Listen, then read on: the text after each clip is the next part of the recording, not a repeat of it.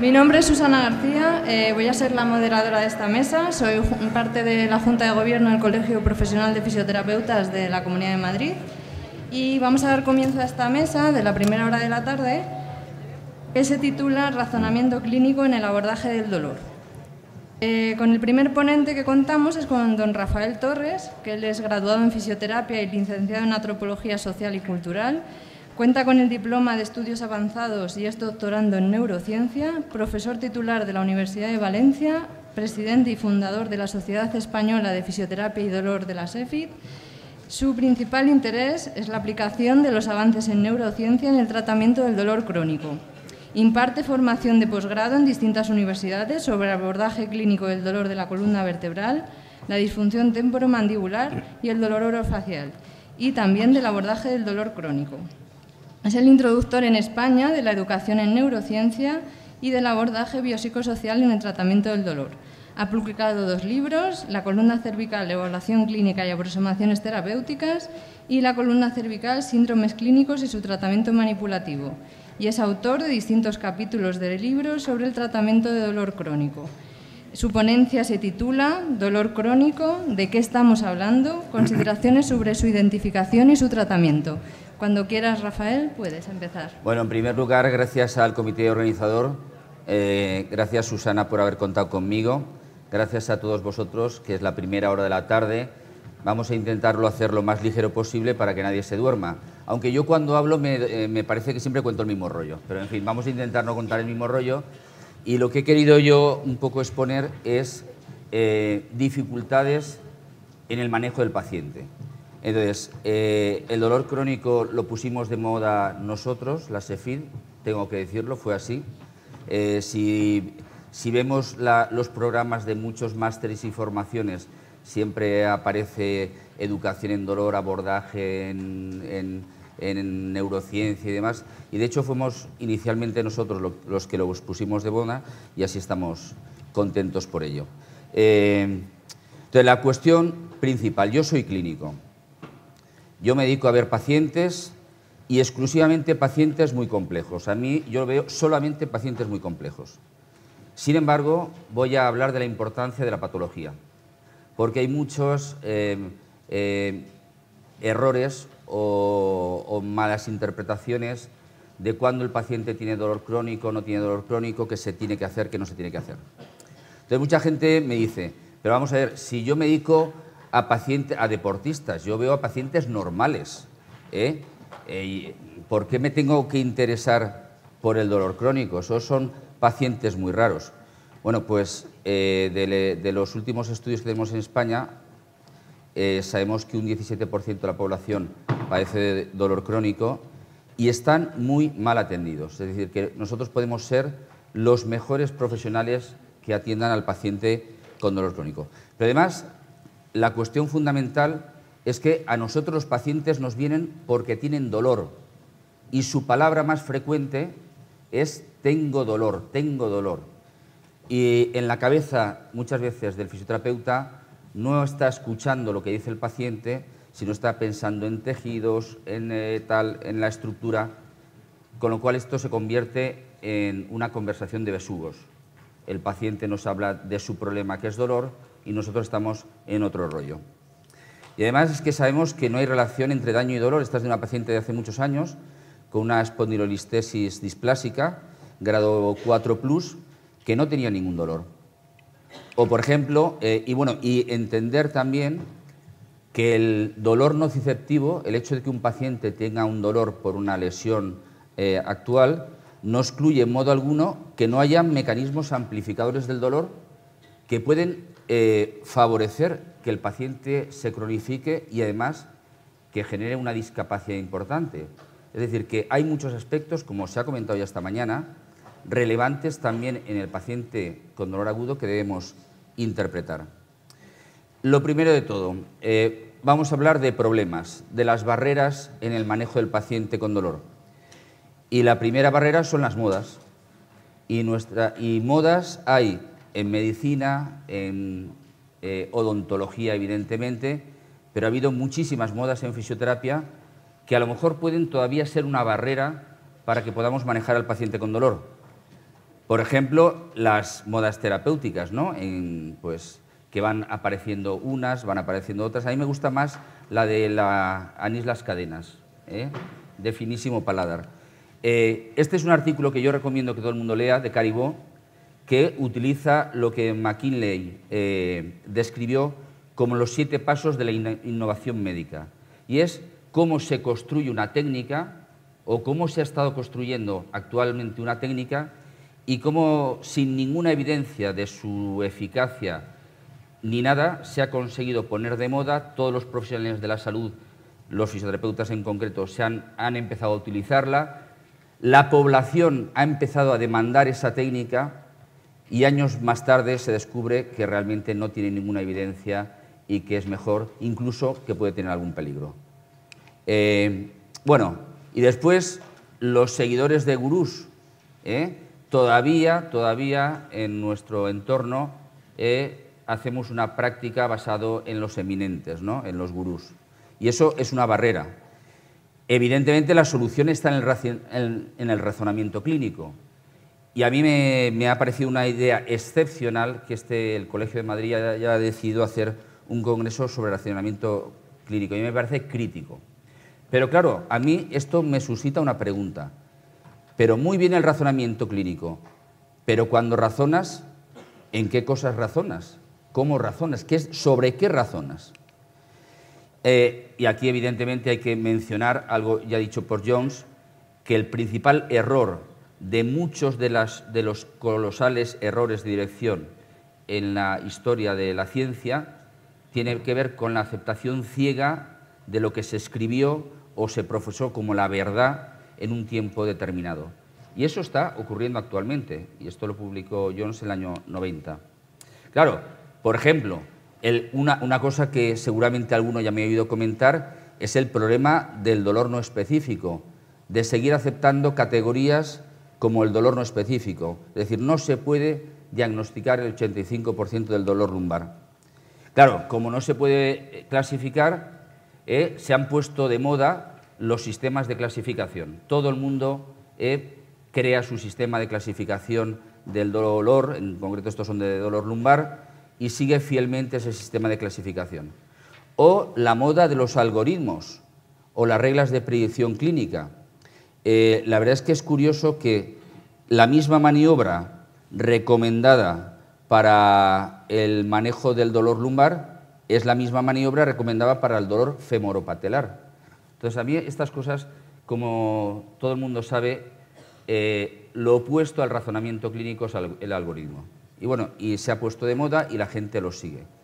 Y claro, lo primero que hay que pensar cuando se vende una técnica es si tiene plausibilidad biológica, porque hay muchas técnicas que cuentan y que yo veo y que se describen, que yo, desde luego, no me embarcaré en esas historias porque no son ni plausibles, ni racionales, ni lógicas, y sin embargo están de moda, absolutamente de moda.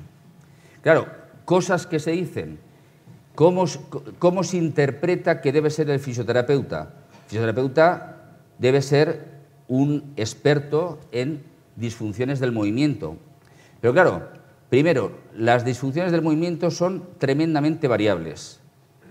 Muchas pueden ser secundarias al propio dolor, incluso ser buenas, ser adaptativas. Y no se sabe si hay relación causa-efecto de muchos de esos patrones disfuncionales del movimiento que se nos cuentan. Y además pueden ser responsables a las propias cogniciones del paciente, a lo que se le ha contado, lo que se le ha dicho sobre cómo se tiene que mover, etc. Por tanto, yo más que hablar de control motor, prefiero la palabra o la expresión conseguir que el paciente realice movimientos libres, libertad de movimientos.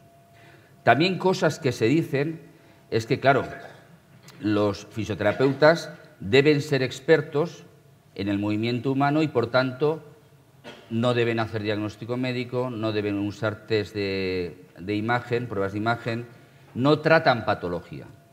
Y yo os pongo una paciente que vi hace unos años con esa limitación de la apertura bucal, con esa desviación. claro, yo tengo que saber qué tiene ese paciente. Y yo debo ser capaz de interpretar esa prueba de imagen y ver... Uy, ¿qué ha pasado aquí? No sé dónde le he dado. Tengo que ser capaz de interpretar esa prueba de imagen, porque muchas veces a lo mejor no nos podemos fiar en absoluto de quien nos interpreta la prueba de imagen cuando la mayoría de ellos no tienen ninguna relación clínica con el paciente. Y también cosas que se dicen. Se dice, por ejemplo, que todo el dolor crónico es lo mismo, que además es un problema del cerebro, que es un problema de sensibilización central en el cerebro, y que, por tanto, la técnica de moda es educación en biología del dolor. Y yo me pregunto, ¿eso es verdad? ¿Eso es así? Claro, el follón es que el fisioterapeuta actual está inmerso en una vorágine de ahora qué hago, terapia manual, ejercicio terapéutico, educación en dolor, control motor, y esto es un follón. Entonces, yo he cogido un artículo, yo de Mark Jones me lo he leído todo, y he cogido un artículo que publicó con otros autores hace algunos años, y me parece que lo que nos hace falta es emanciparnos, liberarnos como clínicos de creencias y conocimientos que además sabemos que están muchas veces construidos socialmente. Curiosamente, quien aboga en la APTA, en la Asociación Americana, porque los fisioterapeutas seamos expertos en disfunciones del movimiento, es una experta en disfunciones del movimiento, ¿no? Qué curioso, ¿no? Y ver cómo esas cosas que se nos cuentan, que se nos dicen, qué debemos ser los fisioterapeutas o qué debemos hacer, en vez de mejorar, puede limitar el cambio y el progreso de la profesión. ¿Y cómo podemos ser escépticos? ¿Cómo podemos cultivar ese sabio escepticismo? Lo primero, si tenemos conocimientos teóricos suficientes, tenemos suficiente experiencia clínica, tenemos conocimientos interdisciplinares. Yo manejo a pacientes complejos y debo tener un conocimiento fundado de aspectos psicológicos que pueden intervenir en el dolor y la discapacidad de ese paciente. Todo tiene que tener una racionalidad y lógica. Debemos utilizar el pensamiento crítico y entender como todo la experiencia del paciente y de su dolor, como el modelo profesional que estamos viviendo depende de un contexto social, cultural y político determinado. Y entonces, yo abogo que hay que hacer como hace ese señor de la foto, que se negó a levantar el brazo delante de Hitler. Entonces, ¿cuál es la solución? Yo voy a hablar de 3 soluciones. La primera, tenemos que volver a la biología. Y eso significa volver a estudiar la patología, que es lo que tiene el paciente, sin olvidarnos que hay que incluir la neurobiología. Por tanto, hay que tener un conocimiento actualizado de las condiciones clínicas del paciente. Y lo que tiene el paciente se lleva a un diagnóstico. Y lo que al paciente, lo que el médico diagnostica debe ser lo mismo que el fisioterapeuta diagnostica sobre la patología específica. Y evidentemente todo dolor tiene una causa específica, a lo mejor no está en el cuerpo y a lo mejor está en el cerebro, pero todo debemos buscar la causa específica del dolor del paciente. Fijaros este artículo que se publicó el año pasado en The Lancet, me parece fundamental. O sea, la prioridad más relevante, muchas veces olvidada en investigación, tiene que ver con la pregunta que nos hacen los pacientes todos los días, y es, ¿qué es lo que me provoca mi dolor? ¿Cuál es la causa de mi dolor? Y la respuesta que da el artículo es que la identificación de fenotipos de dolor lumbar y basándose en identificadores patoanatómicos, es decir, de la patología, o a través del razonamiento clínico, seguramente abrirá nuevas aproximaciones que directamente vayan a la causa del dolor del paciente. Entonces, identificar la condición clínica del paciente es suficiente para entender lo que le pasa, en absoluto. Evidentemente, como fisioterapeutas, debemos identificar todas las disfunciones físicas específicas. Por tanto, hay que separar lo que es la patología de la disfunción física específica, recordando que no hay una relación directa entre patología y dolor, como tampoco lo hay entre disfunción física específica y dolor. Hay muchos pacientes con muchas disfunciones específicas que no tienen ningún dolor. Y además que tampoco hay correlación entre discapacidad, disfunción física específica y dolor. Entonces, reconociendo las disfunciones y tratándolas del paciente, ¿entendemos es suficiente para entender el problema del paciente? Pues tampoco. Entonces, hay que saber de dolor y entender que el dolor no es daño, sino evitar el daño. Este es el ejemplo, es una chica, lo podéis encontrar su historia en internet, de una chica con insensibilidad congénita al dolor, que rascándose el ojo se lo lesionó gravemente y se lo tuvieron que amputar y muchas otras cosas más. Por estas imágenes creo que no las vais a volver a ver, yo creo que tampoco. Son de un compañero mío de Barcelona que me las pasó, y es que puede haber mucho daño y no haber dolor. Entonces, un paciente que meses después de un latigazo cervical, sin ningún dolor, va al médico porque tiene dificultades al levantar la cabeza y mirar en el ordenador. Como veis, había una luxación completa de C2, estaba colgando de la odontoides y el paciente no tenía ningún dolor. Y también entender que el dolor no solamente depende de la lesión, sino del grado de excitabilidad de los tejidos en ese momento. Y que la nocicepción no requiere dolor. Además, este que veis en la foto es un reincidente. Ese mismo año lo pillaron en Pamplona y en Teruel, por eso es un señor de Teruel. Que además no necesitamos nocicepción para sentir dolor. Esta imagen muestra cómo con sugestión hipnótica se activan las mismas áreas cerebrales y se induce un dolor en un paciente igual que si fuera por una estimulación térmica.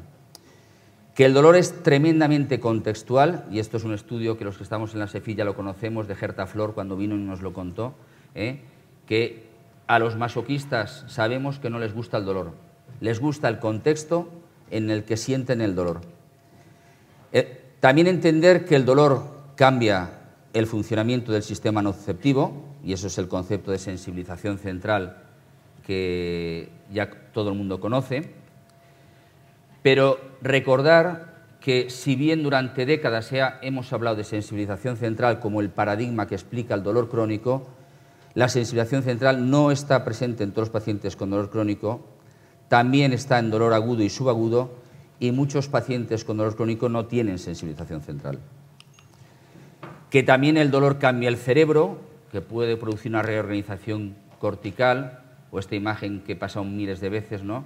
Una paciente normal, la presión de 7 kilos en el pulgar, o lo que ocurre en una paciente con fibromialgia. Evidentemente hay un patrón de activación diferente, que el dolor modifica nuestros mapas somatotópicos, que el dolor crónico no es igual que el dolor agudo y hay una activación de áreas más emocionales que somatosensoriales, etc. Sin embargo, pese a este avance que hay en neurociencia, en realidad esto que vemos no sabemos si son cambios primarios, es la causa del dolor, o son cambios secundarios por el dolor, o si están relacionados con otras cosas que no son dolor, como respuestas emocionales. Por tanto, lo que hay que entender es que el dolor no está ni en el cuerpo, ni es psicológico, tampoco está en el cerebro, sino que el dolor lo percibe un individuo, una persona en su contexto familiar, social y cultural. Entender que también el dolor no es solo dolor, sino también es conducta. Por ello es fundamental integrar el paradigma psicosocial, que viene a decirnos que muchos aspectos cognitivos, emocionales, conductuales, culturales, religiosos, etcétera, son cruciales para entender el dolor del paciente.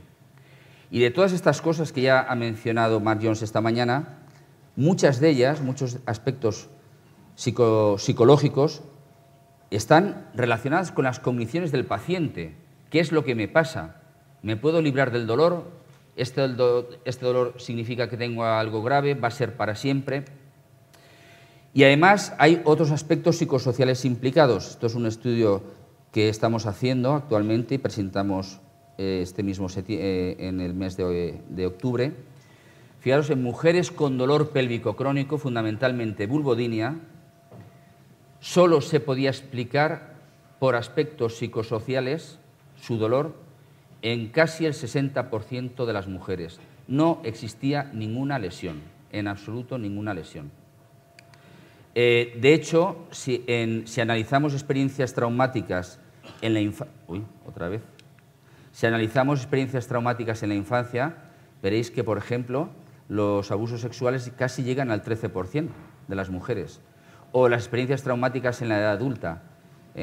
Curiosamente, y como una broma macabra, la semana pasada me oí en un grupo, en una conferencia de dolor pélvico, cómo la interpretación de una fisioterapeuta de la vulvodynia de su paciente es que tenía una restricción en el deslizamiento del capuchón del clítoris. Entonces, oír este tipo de cosas, la verdad es que altera. Y entender también que el paciente con dolor crónico no es un paciente, muchas veces, no es un paciente con dolor crónico, sino que muchas veces es un paciente complejo. ¿Vale? Entonces, finalmente, una vez vistas estas barreras y hecho un breve repaso de cómo se debe interpretar el dolor, cuando hablamos de dolor crónico, ¿de qué estamos hablando? Y ahí yo creo que es absolutamente relevante hablar de taxonomía. Y necesitamos una nueva taxonomía.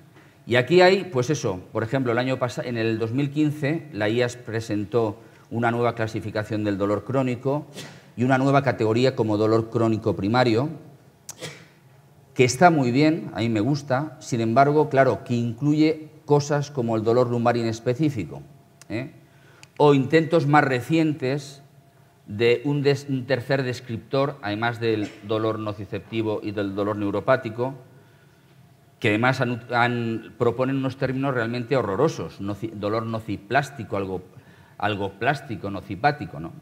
Entonces yo prefiero hablar de dolor complejo. ¿Por qué? Porque el dolor, hay dolor crónico, pero otra cosa es el dolor complejo, y el dolor complejo lo tiene un paciente. ¿Y cómo defino yo el dolor complejo? Por dolor no relacionado con un input nociceptivo periférico relevante, asociado a algo, seguramente algún grado de hiperexcitabilidad central, asociado a un distrés emocional relevante y a una discapacidad funcional importante. Para mí ese es el dolor complejo. Y bueno, hay muchos descriptores que nos pueden ayudar a identificar ese paciente con dolor complejo, pero yo creo que hay que hacer esta clasificación, distinguir bien lo que es dolor nociceptivo, de lo que es dolor inflamatorio, de lo que es dolor neuropático y esta nueva categoría de dolor complejo. Y en todos los tipos de dolor pueden ser crónicos o agudos. El dolor complejo también puede ser agudo. Y en todos los tipos de dolor hay más o menos sensibilización central. Por tanto, yo creo que es fundamental diferenciar dolor persistente, nociceptivo o neuropático, diferenciarlo del dolor crónico complejo. Para ello, pongo publicidad de un libro, no es que quiera hacer publicidad, pero en fin, es que no está publicado un artículo. Esto fue una cosa que yo propuse hace unos años, que después salió un algoritmo con el que estuve en desacuerdo, y estos son los 10 criterios o identificadores de pacientes con dolor crónico complejo. Entonces, evidentemente tenemos que saber que hay una revolución en el tratamiento del dolor. Si entramos en esta revolución, podemos entender y tratar muchas condiciones clínicas complejas. Yo no tengo ningún problema, o no es ningún problema, tratar dolor no asociado al movimiento, tratar, yo que sé, síndromes de boca urente, síndromes de dolor vesical, da igual cualquier tipo de dolor. Con las nuevas estrategias podemos manejar muy distintas entidades de dolor, que son todas ellas muy complejas. Algunas están por ahí. Y Susana, ¿cómo voy de tiempo? ¿Cuánto me queda? 10 minutos. Bueno, como siempre voy rápido, me da tiempo. Entonces vamos a hablar de conclusiones y además si doy tiempo al siguiente ponente, mejor. ¿Vale? Primera conclusión. es imprescindible un conocimiento actualizado en, lo voy a decir con voz sonora, patología. Nos hemos olvidado de que la patología existe. Y en mi consulta, que fundamentalmente vienen pacientes complejos, la patología lumbar es fácilmente diagnosticable por todos los que estamos ahí, no tiene ninguna dificultad. O sea, muchas de las cosas que la gente se mete unos follones de tal, la mayoría de patologías y de entidades clínicas que vemos en la práctica cotidiana son muy fáciles de diagnosticar, ¿eh? No tienen ninguna dificultad. O sea que hay que volver a la patología. El dolor crónico no implica en absoluto que no exista una patología. No olvidemos, cuando veamos un paciente con dolor crónico, que hay el dolor nociceptivo persistente, pero que también sepamos que el dolor complejo existe y que es un problema además frecuente y que debemos identificar. Por eso presento o propongo una serie de identificadores. No identificar el dolor complejo conlleva fracasos terapéuticos y iatrogenia. Hay mucha iatrogenia. Yo he tratado pacientes con dolor crónico por culpa de la iatrogenia médica y también por culpa de la iatrogenia de los fisioterapeutas.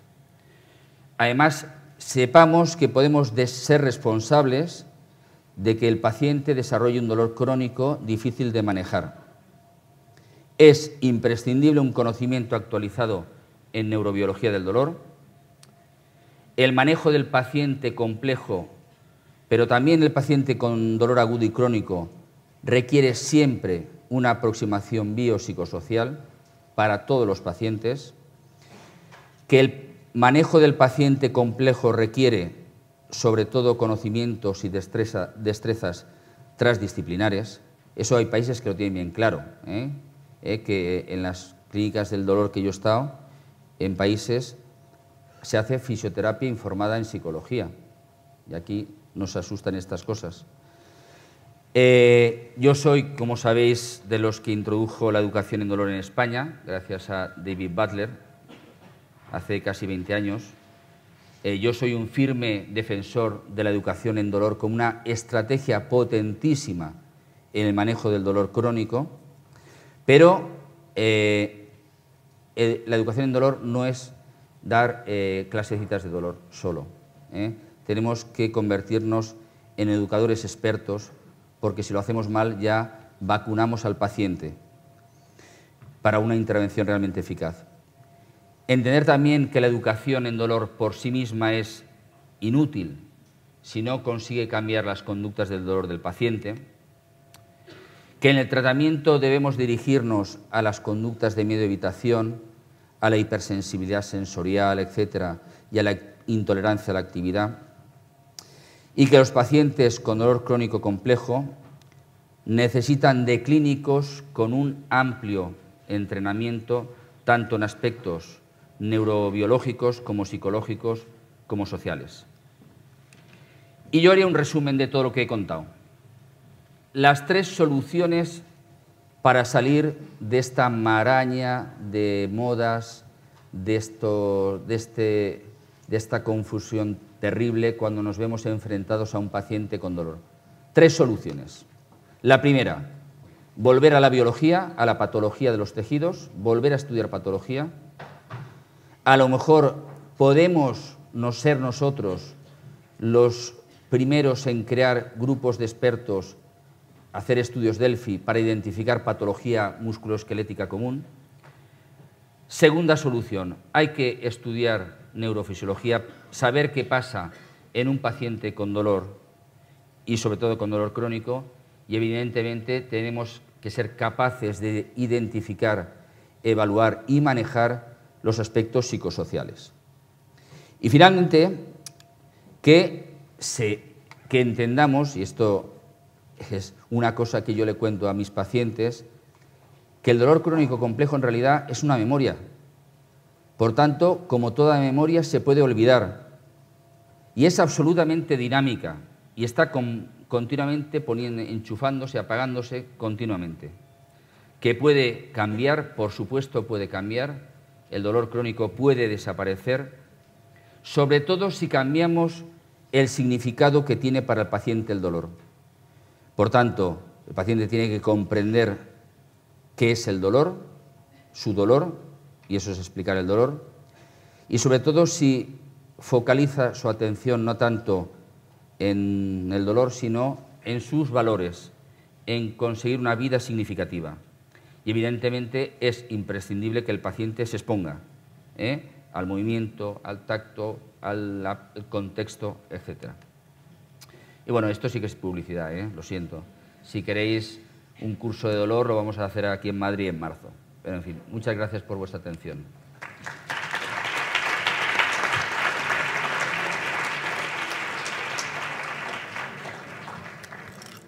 Gracias, Rafael, como siempre, magníficas aportaciones. Y bueno, el próximo ponente es Andrés Lloves, él es fisioterapeuta, tutor BOVAC, profesor del Departamento de Fisioterapia de la Universidad Europea de Madrid y es director del Centro de Fisioterapia Neuro y Forma. Y bueno, su ponencia se titula Fisioterapia neurológica basada en la neurociencia. Cuando quieras, puedes comenzar.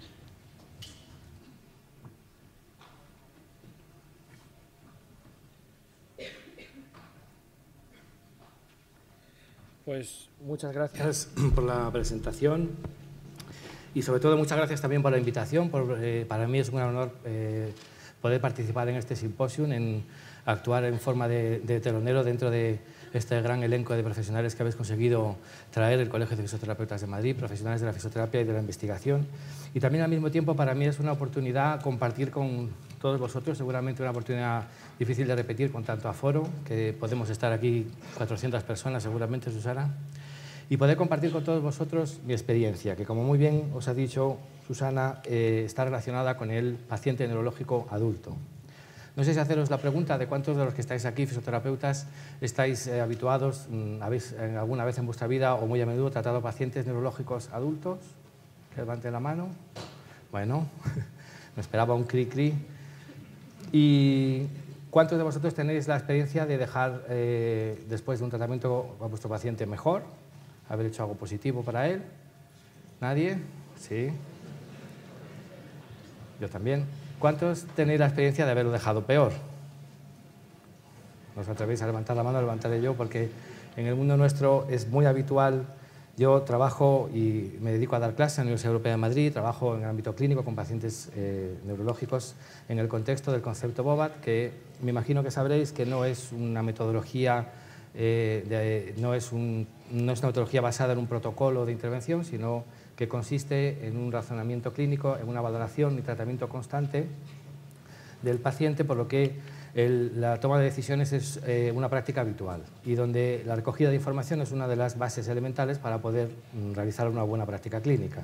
Por eso el razonamiento clínico es esencial en este tipo de abordaje. Como muchos de los colegas han estado diciendo esta mañana y os dirán esta tarde, el razonamiento clínico es el proceso que utilizamos los profesionales para tomar las decisiones, y en el ámbito del paciente neurológico, del que yo os puedo hablar, el paciente neurológico adulto, lo hacemos desde un modelo biopsicosocial que significa tratar la repercusión funcional que la patología ha tenido en el individuo. Y en ese sentido coexisten bastantes factores, algunos de ellos son primarios, son aspectos directamente derivados de la lesión, y otros de los factores que encontramos en el paciente los denominamos secundarios, porque son fruto de los cambios plásticos que se producen bien en el sistema nervioso central o bien en otros tejidos, en otros sistemas, musculoesquelético, cardiorrespiratorio. Al mismo tiempo, tenemos que combinar todos estos factores primarios y secundarios con los factores propios de la persona, los factores premórbidos personales y todos los factores que consideramos contextuales. Para poder ejemplificar un poco más estos elementos, traigo el vídeo de esta mujer. Os presento a la señora que denominaremos, no sé, la señorita Prado, una mujer de 25 años, estudiante de ingeniería, que debido a una hemorragia intraparenquimatosa provocada por una malformación arteriovenosa, pues desarrolló una hemiparesia y fruto de la cual acude a tratamiento 2 años después. Estas imágenes son tomadas 2 años después de la lesión, con limitaciones funcionales de diversa índole. Y principalmente lo que se muestra en la imagen y lo que la paciente refiere son dificultades para la marcha. Se puede ver que tiene la capacidad para caminar en un espacio controlado, incluso lo puede hacer descalza, pero ella refería y presentaba dificultades para caminar en espacios abiertos, distancias largas, terrenos irregulares, caminar siguiendo el ritmo de sus colegas o poder ir a la compra, transportar cualquier tipo de peso.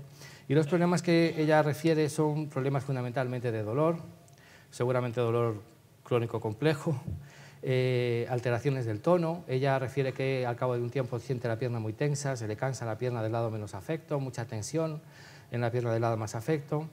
Y lo que nosotros podemos ver cuando la valoramos, y con esta imagen no pretendo hacer un razonamiento clínico sobre el caso, porque seguramente a todos nos haría falta algunas valoraciones un poco más objetivas, de parámetros de la marcha, o incluso algunas valoraciones más subjetivas, estar en la sala, analizar cómo es el tono, la sensibilidad, tocar, sentir, mover.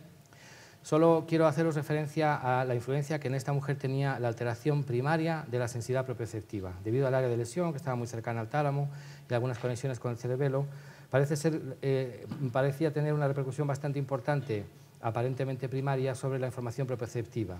Así tenía grandes dificultades en reconocer parte de su cuerpo cuando no lo hacía de una forma voluntaria. Muchas de las alteraciones del tono que esta mujer presentaba seguramente serían relacionadas con algo primario, más fácilmente identificables en una fase aguda. Pero grandes alteraciones del tono tenían que ver más con un problema secundario derivadas de la falta de información sensorial. Así, bastante de la tensión muscular que se podía presentar en ella podía ser considerada como secundaria. El dolor, en el caso en el que estamos hablando, lógicamente en estos casos es secundario a las alteraciones de la movilidad, del sobreuso, a microtraumas. ¿Qué es por lo que les traigo la imagen, por lo que le quería poner el vídeo? Principalmente también para traerles un poco de su mundo. Cada uno de ustedes en la fisioterapia se dedicarán a algo seguramente parecido a la neuro, pero para los que no, ponerles un poco la imagen de un paciente neurológico adulto. Y también para poner de manifiesto el hecho de que el razonamiento clínico nos ayuda a valorar este tipo de síntomas y signos primarios, secundarios, y poder discriminar y colocarlos en orden. Al mismo tiempo, nos ayuda a tener conocimientos para poder tomar decisiones. Y esta toma de decisiones la tenemos que realizar durante el tratamiento, porque también es necesario continuar con un proceso reflexivo en el momento en el que estamos realizando el tratamiento. En este sentido, el profesional utiliza conocimiento, como hemos estado viendo esta mañana. Conocimiento puede venir,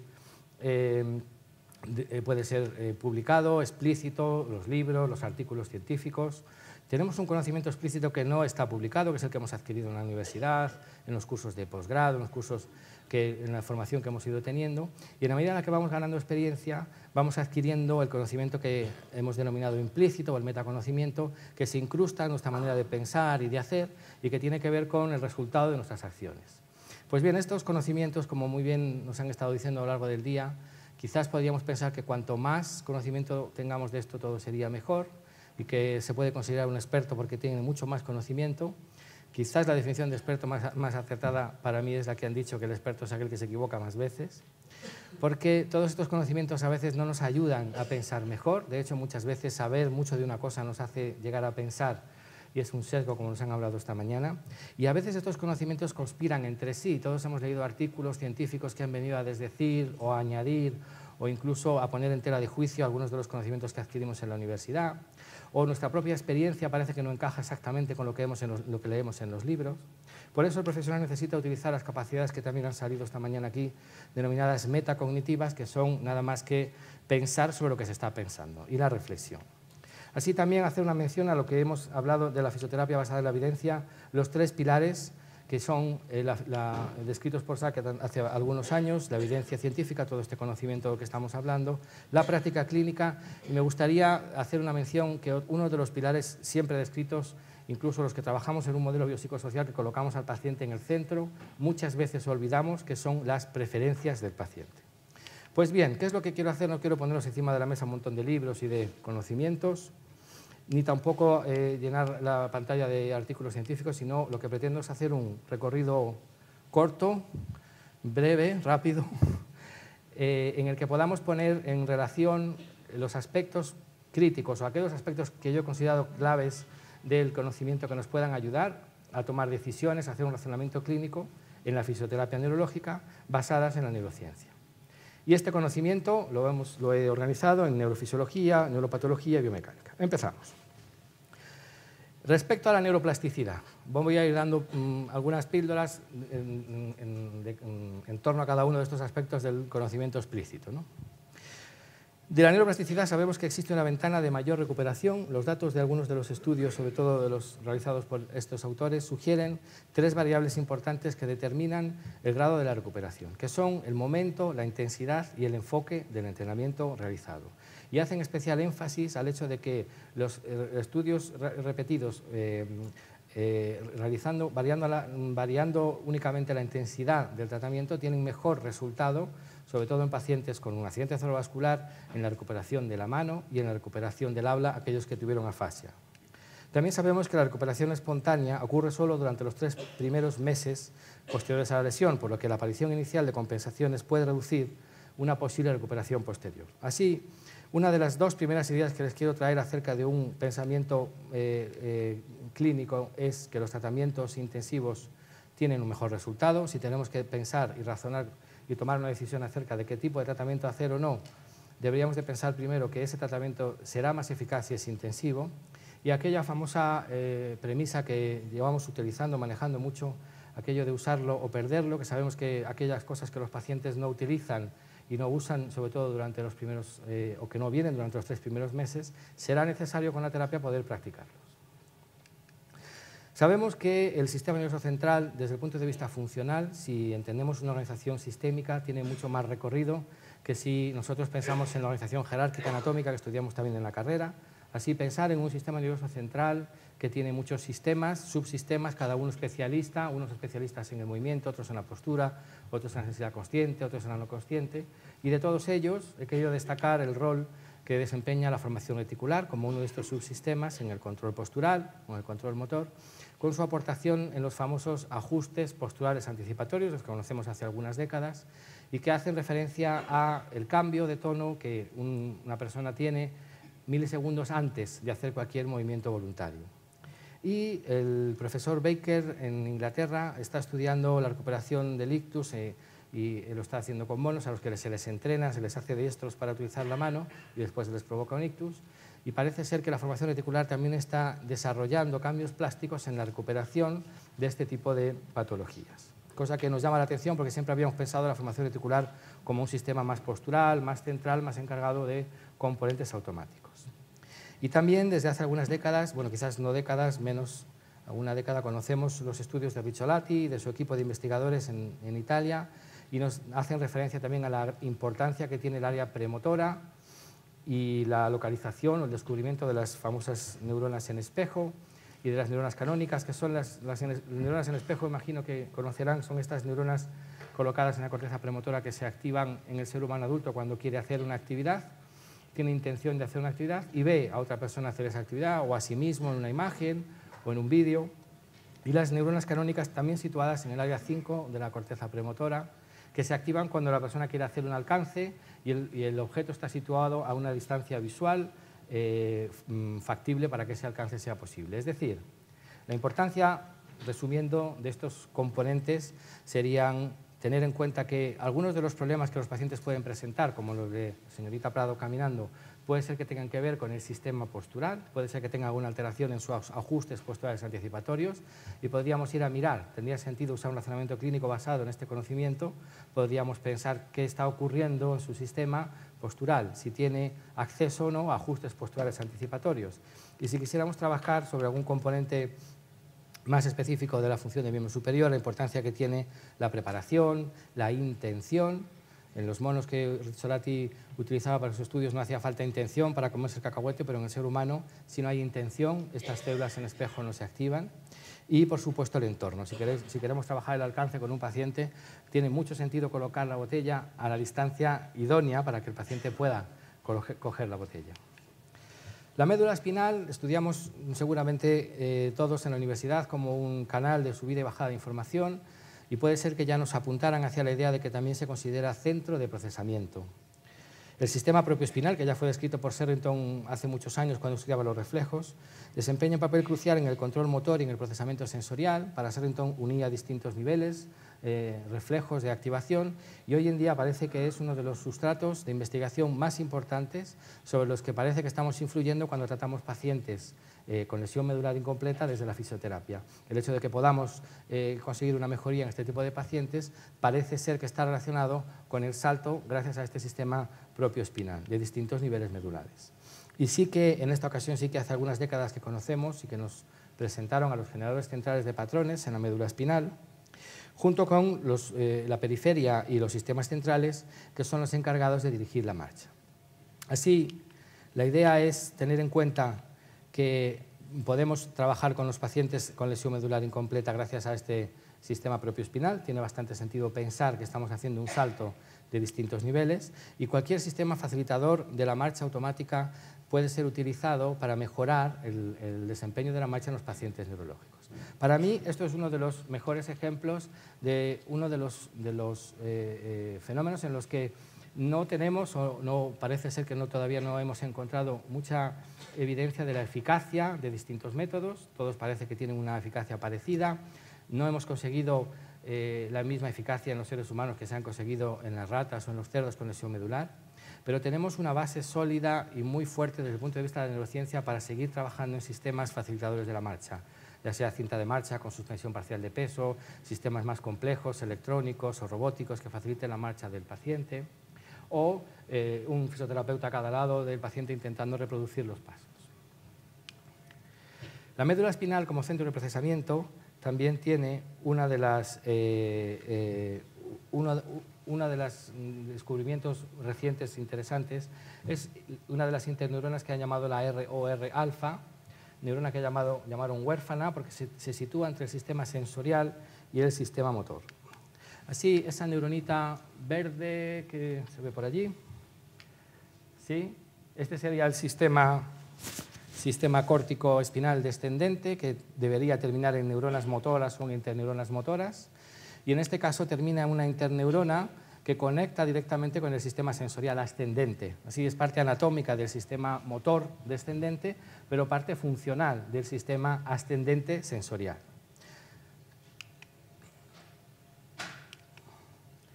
Podemos pensar en todas las intervenciones y en todas las maneras de trabajar con el paciente neurológico que están basadas en influir desde lo motor a lo sensorial, ir desde la parte de centros superiores hacia abajo para influir en el comportamiento sensorial, como seguramente hacen en métodos como Perfetti, o también en toda la importancia que tiene trabajar lo sensorial a través de información esteroceptiva, propioceptiva, para influir en lo motor. Así, cosas que desde la práctica clínica estamos utilizando, podemos tomar decisiones basadas en un conocimiento científico bastante más reciente. ¿Vale? Existe esta conexión en la médula espinal, por supuesto que a otros niveles también la hay. Y el cerebelo es un centro de aprendizaje, el famoso coordinador, donde se produce recepción sensorial y responsable de funciones de coordinación conocidas hace bastante tiempo, también de aprendizaje y también cognitivas. Y también es importante el rol como adivinador en el control postural. Parece ser que el cerebelo también forma parte de las predicciones motoras que se producen en el ser humano cuando va a realizar una actividad. No solo se encarga de coordinar, como sabíamos, sino también se encarga de predecir.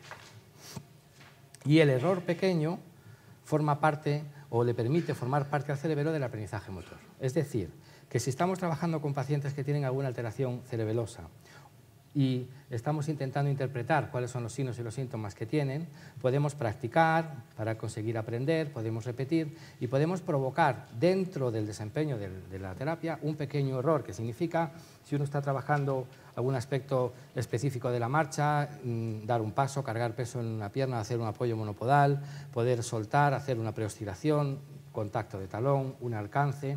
En algún momento dado de todo este tratamiento, de todo este proceso, puede ser que ocurra un pequeño error. De hecho, será deseable que ocurra algo como que el paciente pierda un poco la alineación de los centros de gravedad, una rodilla se hiperextienda, la pelvis vaya hasta la camilla o vaya hasta la pared. Estos pequeños errores, si se producen, facilitan al cerebelo su acción como adivinador. Así, en una siguiente ocasión que la persona se viera en una situación parecida, podría el cerebelo intervenir y decir: esto me lo conozco, y podría mejorar el desempeño de su acción. De tal forma que podemos usar también el razonamiento al revés y podemos pensar que un paciente que tiene dificultades en el aprendizaje o que tiene dificultades a la hora de desempeñar una actividad, si no estarán alterados estos sistemas de aprendizaje por vía cerebelosa. Y llegamos a la patología. Uno de los motivos por los que realmente agradezco a Pablo cuando me invitó para dar esta jornada es poder traerles este mensaje que a lo mejor muchos ya conocen y ya manejan, y es que la hemiparesia no es tan hemi. Sabemos los que trabajamos con los pacientes hemiplégicos que hay muchas afectaciones bilaterales. La doctora Silva, desde su equipo de investigación en Portugal, han encontrado que la musculatura del tronco del lado ipsilesional, el lado sano, el lado que se supone que no tiene afectación, está afectado cuando quiere hacer un alcance. El lado del tronco de los pacientes hemiplégicos, que está situado en el lado no afecto, está débil, tiene grandes alteraciones. Y también estos estudios de hace algunos años sobre pacientes con un accidente cerebrovascular y hombro doloroso nos ponen de manifiesto que ambos hombros tienen alteraciones importantes, que no podemos usar en este caso aquello de voy a intentar dejar el hombro malo como el hombro bueno, porque los dos están afectados. Así, para mí, son dos ejemplos, seguramente que hay más, para cambiar un poco el paradigma y tener la idea de que los pacientes son llamados hemiplégicos, pero realmente no tienen un componente de hemi. Será la quinta vez en este día que sale la palabra plausible, que significa posible. Maravita es un investigador italiano que hace mucha investigación sobre el esquema corporal, el esquema peripersonal, el utilizar distintos elementos para influir en el esquema corporal. Y cuando se trata de la patología, una de las cosas de su estudio con los pacientes utilizando la mano de goma, nos enseña que colocando la mano de goma, como se ve en la imagen de la izquierda, de una forma plausible, significa posible, o que la persona la identifique como suya, y haciendo un estímulo estereoceptivo al mismo tiempo, la persona puede incorporar esa mano de goma en su esquema corporal. Podemos engañar al sistema y hacerle creer que esa mano es suya. Pero si la mano está colocada, como es el dibujo de la derecha, de una forma que no es posible que sea suya, no entra en el esquema corporal. De tal forma que nosotros, cuando estamos trabajando con los pacientes y queremos y pretendemos que la mano entre en su esquema corporal, y nos preocupa aquello de que incorpore la mano, que la tengan por lo menos encima de la mesa cuando está haciendo actividades con la otra, pues tenemos que tener en cuenta lo importante que es la forma para la función, algo que ya sabíamos cuando trabajamos habitualmente con este tipo de pacientes, pero también desde el punto de vista del esquema corporal. Quizás darle forma a la mano del paciente tiene sentido para que tenga función, pero también tiene sentido para que pueda entrar en el esquema corporal. Solo estimular estereoceptivamente, proprioceptivamente, parece que no es suficiente para conseguir despertar en algún lugar del sistema nervioso central esa mano representada. Y después mencionar el síndrome de la primera motoneurona, que se denominó síndrome piramidal, y en distintos signos positivos y negativos. Y hoy en día, decía el señor Kuipers en el año 1968, se sabe que la lesión del haz corticoespinal produciría síntomas de hipotonía en lugar de espasticidad. Yo estudié hace unos 20 años así y estas cosas no me las contaron. Sí, quizás es un poco complejo para hablar en una charla de 35 minutos, pero hacemos un salto en el tiempo y tenemos las conclusiones que la espasticidad surge de la implicación de la vía, por lo menos de la vía córtico-vulvar, que es una vía ventromedial, dentro del tronco del encéfalo. Sabemos que también es realmente importante lo que ocurre a nivel plástico posterior. La espasticidad aparece en niveles más avanzados en el tiempo y donde juegan un papel importante las interneuronas inhibitorias. Desempeñan un papel clave en la fisiología de la espasticidad. Y también, desde hace algunos años conocemos que un tipo de hipertonía descrita asociada a los cambios reológicos del músculo, a los cambios viscoelásticos, al aumento de proteínas no contráctiles, como puede ser la titina, a la pérdida de viscoelasticidad, a la pérdida de movimiento propia de la inmovilidad. Así, pensar en la espasticidad y en el síndrome de primera motoneurona no solo como algo motor y tomar decisiones en nuestro razonamiento clínico relacionadas con un problema sensoriomotor, así como que no es un problema solo del sistema nervioso central, algo que tenga que ver únicamente con activación o desactivación de neuronas, sino también tiene que ver con problemas musculoesqueléticos. Y tiene muchísimo sentido formarnos, y nos estamos formando todos, en terapias manuales, en poder influir de la mejor manera posible en la estructura del músculo, de la fascia, del tendón, para poder mejorar también estos aspectos no neurológicos de la espasticidad. Y si hacemos una reflexión y utilizamos este pensamiento reflexivo y hacemos algo de lo que he mencionado al principio, si la musculatura intrínseca de la mano, los interóseos principalmente, tienen una inervación monosináptica descrita por el coreano Sung Ho Yang y alguno otro como Lemon o como Baker, esta musculatura con una afectación central, si no tiene interneuronas y es directa, no está modulada, no podría estar hiperactiva, o está activa o está inactiva. Por eso el abordaje terapéutico de una mano espástica dentro de un brazo espástico, dentro de un paciente con espasticidad, habría que tener en cuenta que la afectación sería la falta de excitación. ¿Sí? Sí. No sé si sabéis por qué saco el sable láser, porque necesitamos activar la musculatura intrínseca de la mano si queremos modular la espasticidad de un brazo de un paciente neurológico, ¿no? Bueno, desde el punto de vista de la biomecánica, voy a hacer un recorrido también así, no sé qué tal van los traductores, acerca de la influencia de los receptores, los estoy matando, traductores y no traductores, ¿no? ¿Qué tal vamos de tiempo? Muy bien. Los mecanorreceptores articulares y capsulares tienen una importancia mayor en el final del rango. Son muy poco significativos en rangos intermedios y realmente disparan y nos informan de la posición de la articulación en el final del rango.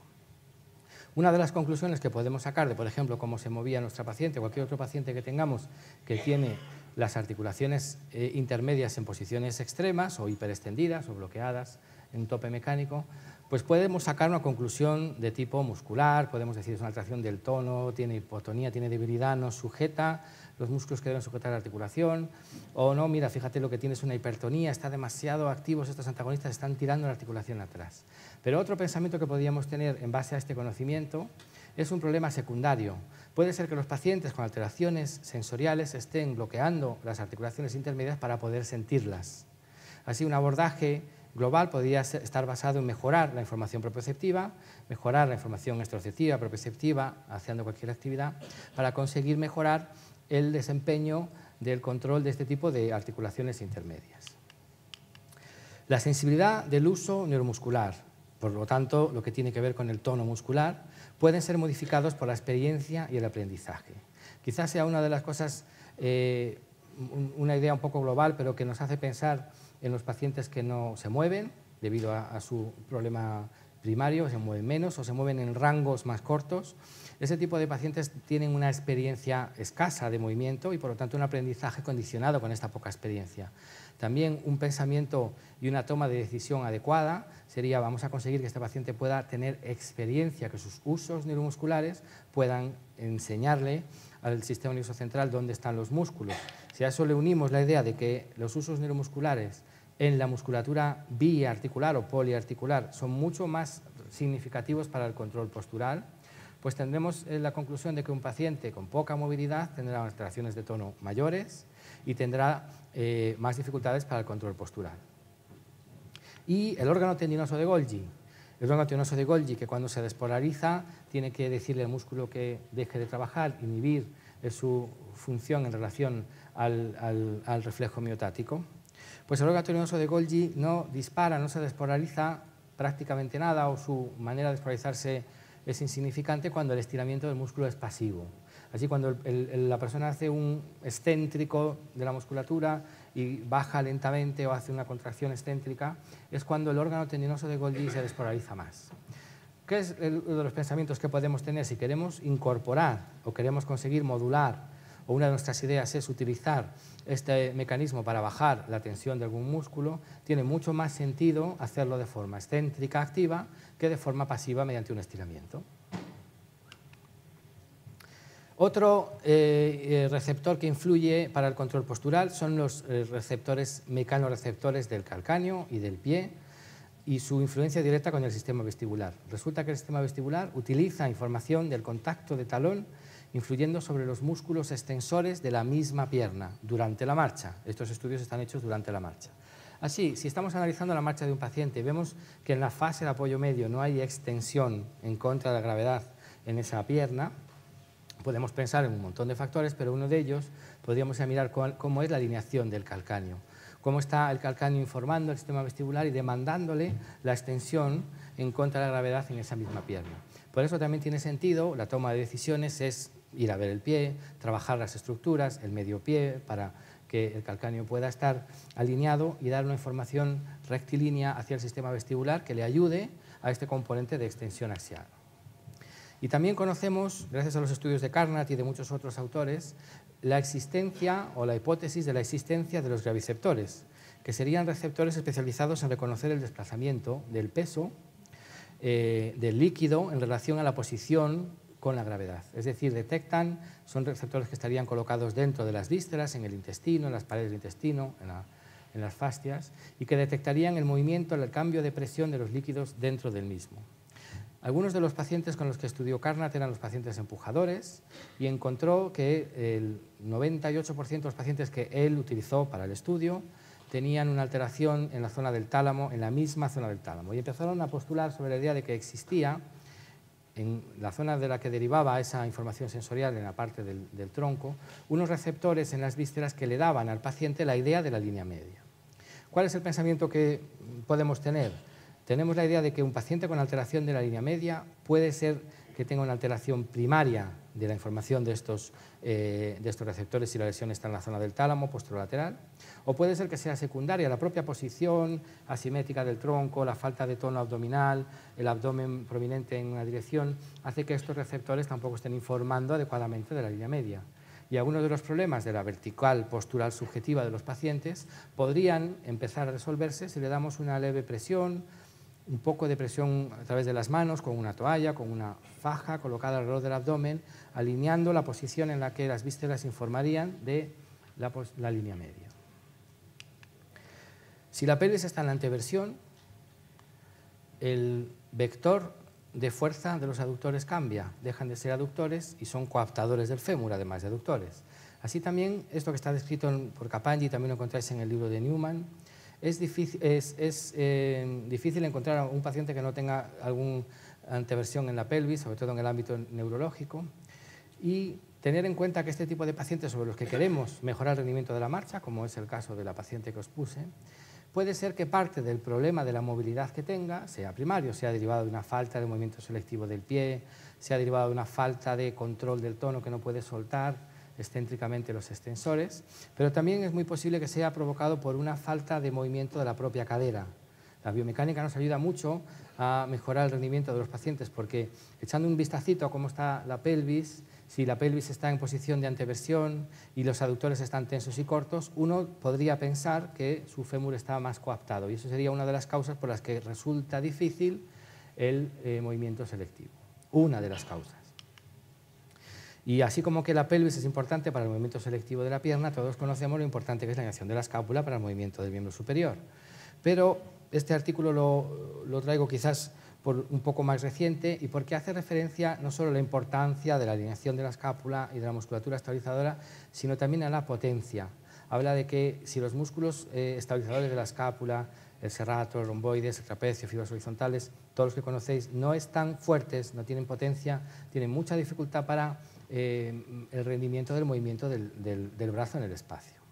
Sí, cuando uno ve que el paciente neurológico no puede hacer un alcance, tiene dificultades, dentro de todos los pensamientos que podría tener, uno de ellos sería la falta de activación de los estabilizadores de la escápula. Bueno, y terminando, hay dos ideas fundamentales venidas también del conocimiento explícito. Uno de ellos es el principio del reclutamiento preferente, que está descrito por Sharman en su libro, en sus dos libros. Dice que los músculos que tienen un acortamiento fisiológico presentan un umbral de activación más bajo. Como tengo todavía 4 minutos, lo puedo explicar mejor. Si el paciente presenta, como es el caso del chico que tenemos allí, un acortamiento en el lado derecho del tronco, la musculatura que puede estar acortada, dorsal ancho, cuadrado lumbar, en ese caso, ¿sí? Bueno, en ese lado del tronco, no sé si es el derecho o el izquierdo, tiene el umbral de activación más bajo, lo que significa que son más sensibles a su despolarización ante cualquier sinergia de movimiento. Los pacientes pueden tener también el braquial anterior más corto, el pectoral más corto, los flexores largos de los dedos. Todo este tipo de musculatura que aparece corta también está más predispuesta a trabajar simplemente por estar corta, porque su umbral de activación está más bajo, ¿sí? Así que si queremos que en cualquier sinergia de movimiento, cuando el paciente se pone de pie, cuando va a caminar, cuando va a dar un paso, que no aparezca y que no entre este tipo de componentes que después dificultan la función, una aplicación lógica de este conocimiento sería mantener esas estructuras en longitud. Tener los músculos que no quieres que vengan a trabajar demasiado pronto, largos, para que por su longitud subamos el umbral de activación y sea más difícil que entren en una sinergia de movimiento. ¿Sí? Sí, está bastante bien para ser la hora que es, ¿no? Después tenemos el principio de longitud-tensión, que viene a decir lo mismo en relación a la activación de las fibras tónicas, a la activación isométrica de las fibras tónicas. Cuando queremos, sabemos que esas fibras se activan mejor cuando tienen un estado de acortamiento relativo, es decir, cuando están cortas, no extremadamente cortas, que se justaponen actina y miosina y tampoco se consigue una eficacia en la contracción, pero si están largos, un transverso del abdomen, unos oblicuos, unos multífidos que estén en posición de elongación, tienen muchísima más dificultad para generar fuerza isométrica. Así, si queremos que el paciente tenga mejor control en la postura, en estos músculos posturales, también tiene sentido pensar en acortarlos. O hacer el pensamiento contrario, si vemos un paciente que tiene esos músculos elongados, en estado de elongación, o ya están largos, ya tienen un cambio en la estructura, también es lógico pensar que vayan a estar débiles y que necesiten de un acortamiento para poder trabajar de una manera más eficaz. Con todo esto igual me he vuelto a olvidar de las preferencias del paciente, por eso os lo quería volver a poner.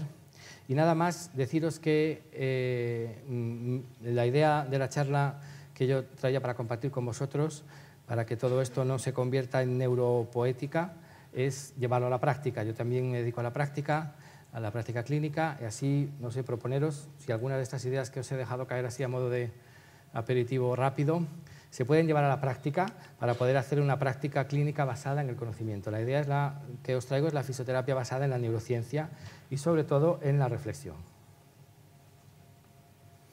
Bien, pues nada más, muchas gracias por la atención.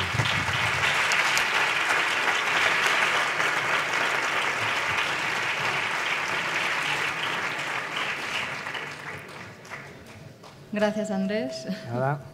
Para las horas que son. Bien, ¿no? Están atentos, Bien. Gracias por ajustaros a los tiempos, porque esta mañana ha sido un poco caótica y así a ver si esta tarde es un poquito mejor. Bueno, el siguiente ponente es Roy Latouch. Aquí está. ¿Puedes ir colocando? Eso es. Bueno, va a ir colocando el ordenador. Roy Latouch es fisioterapeuta, doctor y máster universitario en estudio y tratamiento del dolor por la Universidad Rey Juan Carlos. Es director del Instituto de Neurociencias y Ciencias del Movimiento INCIMOV y del Grupo de Investigación Motion in Brain. Es profesor e investigador del Centro Superior de Estudios Universitarios La Salle, de la adscrito a la Universidad Autónoma de Madrid. Su ponencia, el título de su ponencia será Prescripción del ejercicio terapéutico en dolor crónico, razonamiento clínico y toma de decisiones desde el paradigma bioconductual.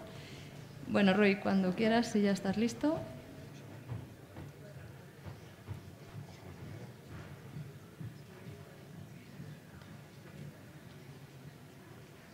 Bueno, antes de nada, perdón, Roy, agradecerle especialmente su colaboración porque estos días los ha tenido un poco ajetreados y ha hecho el favor de hacernos hueco en su agenda y de poderlo resolver para estar con nosotros. Así que muchas gracias, Roy, por el esfuerzo.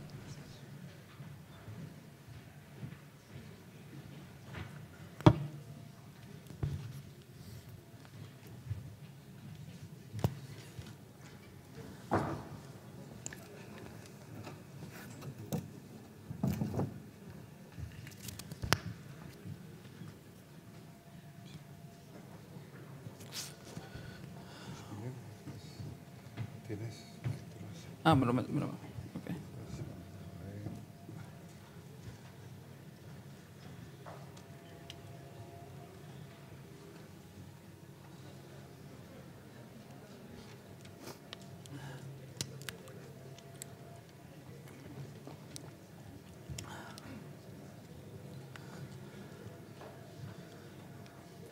Bueno, buenas tardes. Agradezco al Colegio de Fisioterapeutas por haberme invitado para realizar esta ponencia. Especialmente quiero agradecer al decano, al profesor Martín Urrialde y a Susana, que ha sido la que ha estado gestionando en estos días pues, todo lo que es la mesa para que yo pudiera estar aquí en este momento. Y pido disculpas de antemano si estoy recientemente llegado a un vuelo de casi 12 horas y todavía no he aterrizado.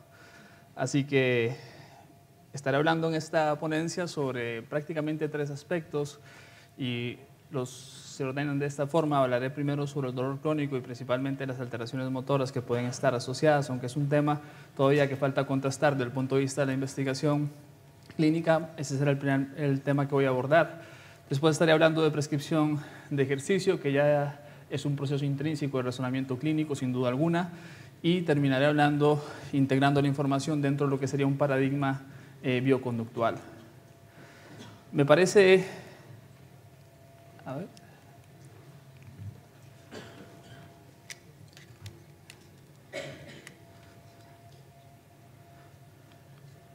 Me parece relevante, y aunque ya el profesor Torres ha explicado en profundidad lo que es el dolor crónico, me parece interesante el análisis que se hace desde el grupo de Adkarian, de que plantea Adkarian es un neurofisiólogo pues, muy conocido porque ha estudiado en profundidad los procesos de cronicidad desde el punto de vista de la resonancia magnética funcional, y él plantea el dolor crónico como un proceso de aprendizaje, lo lleva a los procesos cognitivos básicos y a los avanzados.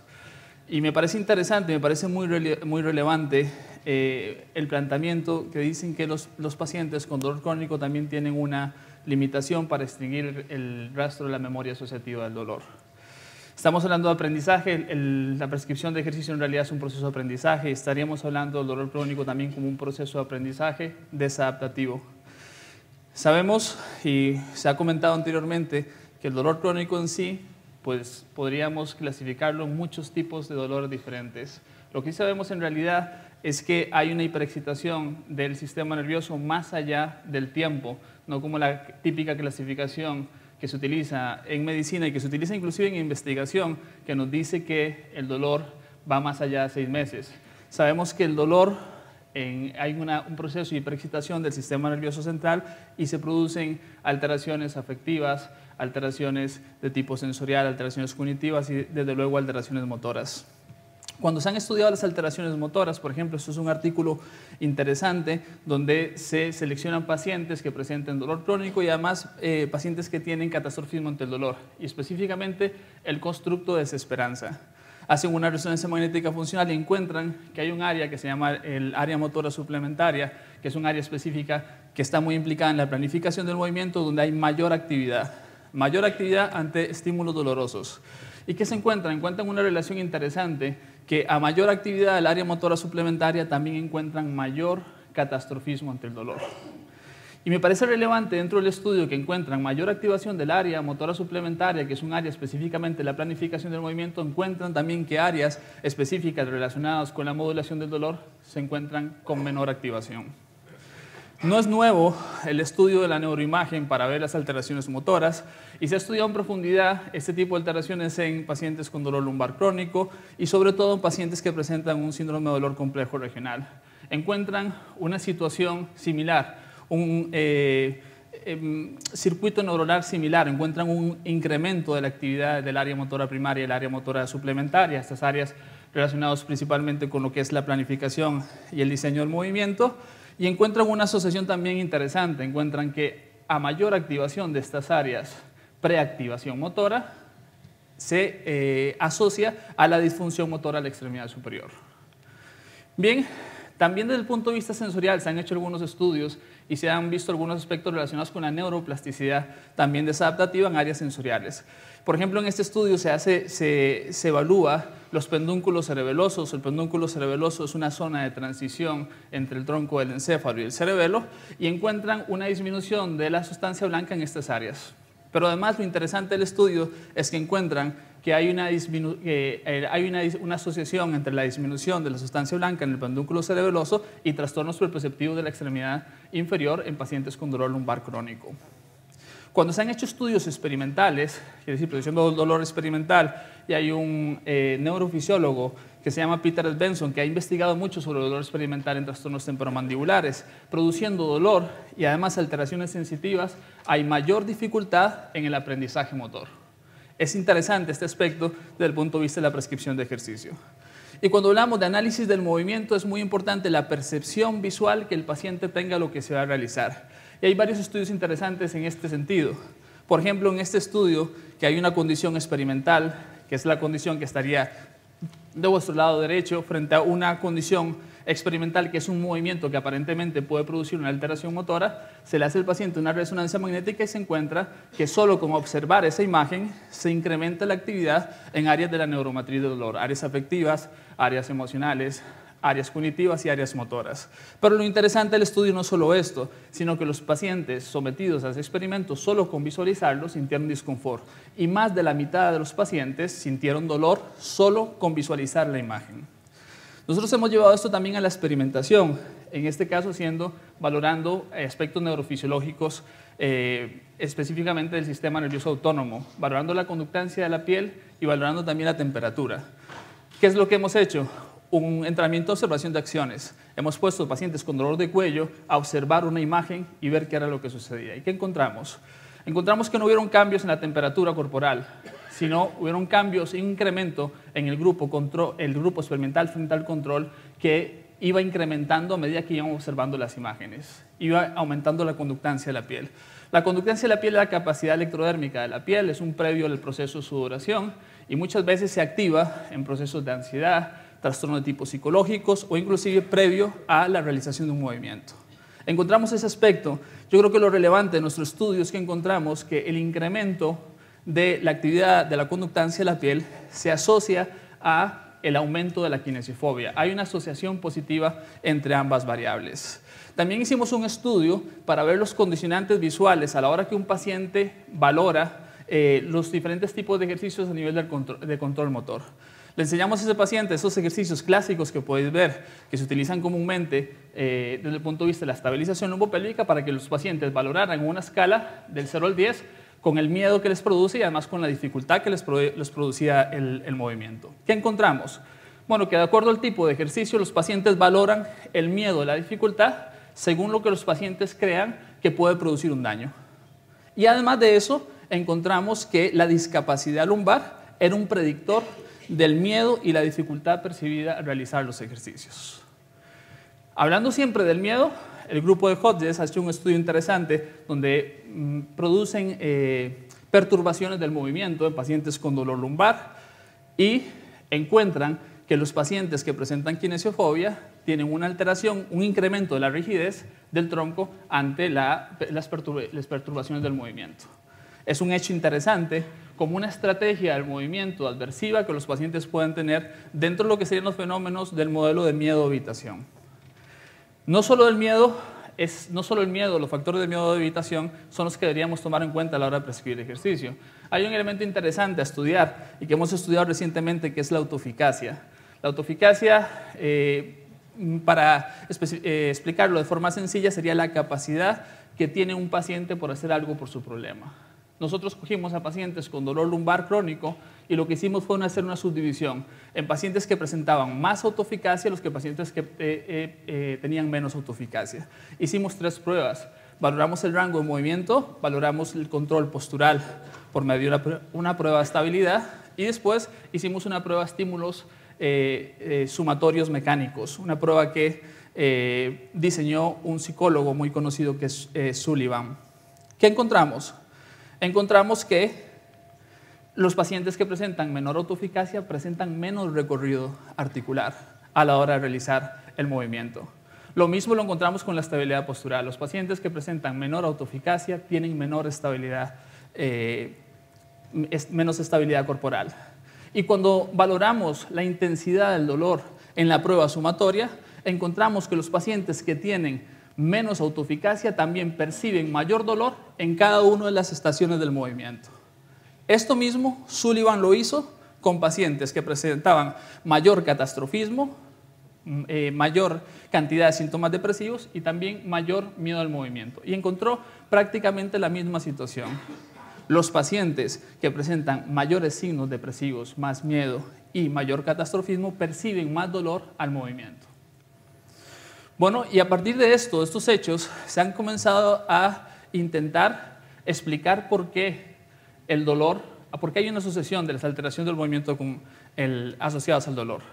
Y hay algunos modelos, eso es un modelo bastante conocido, que es el modelo de adaptación del dolor integrado, y nos dice algo muy básico, que el dolor es una experiencia multidimensional, es un hecho que así lo podemos asumir, y que hay respuestas sensoriomotoras, y plantean que esas respuestas sensoriomotoras pueden ser para generar un equilibrio y reducir el dolor, o pueden ser desadaptativas y el dolor se puede potenciar o se puede incrementar el patrón de movimiento.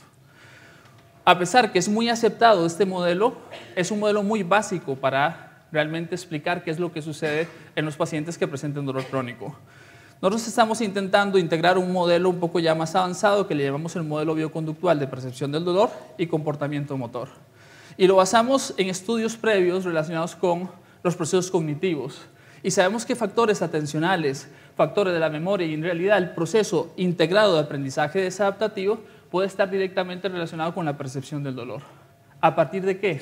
De los diferentes tipos de condicionantes que pueden haber. Estímulos sensoriales de tipo sensitivo, no únicamente los sensitivos, también los auditivos, los visuales, y podrían estar modulados por factores emocionales como el miedo, como la ansiedad o el estrés percibido. Y sin duda alguna van a marcar directamente la percepción del dolor el contexto. El contexto basado en tres aspectos: el contexto social, el contexto biológico y la historia de aprendizaje social, que es muy importante. ¿Esto qué puede hacer? Que la percepción del dolor produzca cambios específicos en el comportamiento, cambios específicos en la conducta motora, en la conducta cognitiva, en los factores emocionales. Y esto conlleva a su vez que el paciente comience a desarrollar un estilo de afrontamiento pasivo. Ese estilo de afrontamiento pasivo puede producir alteraciones en el movimiento y finalmente incrementando la discapacidad.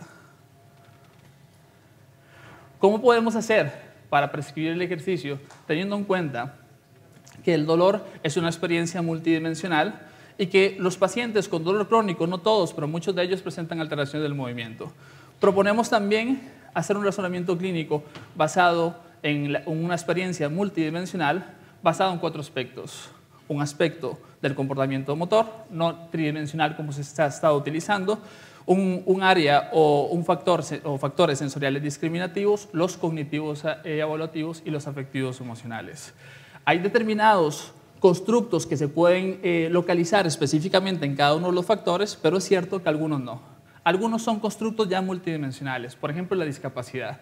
La discapacidad no lo podríamos englobar específicamente en un factor, y la fatiga tampoco. La fatiga, de hecho, se define como un constructo multidimensional y está modulada por factores sensoriales, cognitivos, emocionales y, desde luego, los motores. ¿Y qué es prescripción de ejercicio?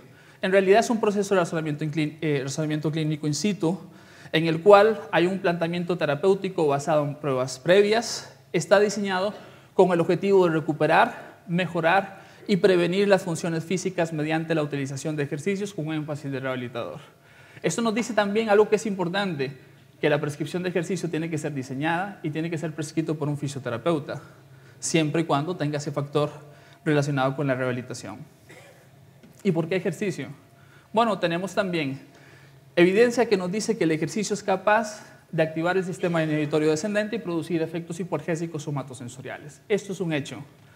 También sabemos, y aunque hay dudas de estos, que es capaz de activar el sistema opioideo endógeno.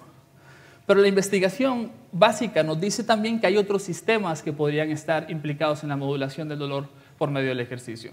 El cannabinoide, los sistemas de modulación serotoninérgicos y noradrenérgicos también. Casi toda esta investigación se ha hecho en prescripción de ejercicio de carácter aeróbico. Lo cierto es que cuando se ha hecho investigación en ejercicios de tipo anaeróbico, por ejemplo el ejercicio isométrico, se ve que hay una modulación del dolor, no opioidea, sino por el sistema cannabinoide. Es interesante desde el punto de vista de interpretaciones que podemos hacer. El ejercicio además se ha comprobado que es un elemento muy importante para producir cambios neuroplásticos a nivel de la corteza motora.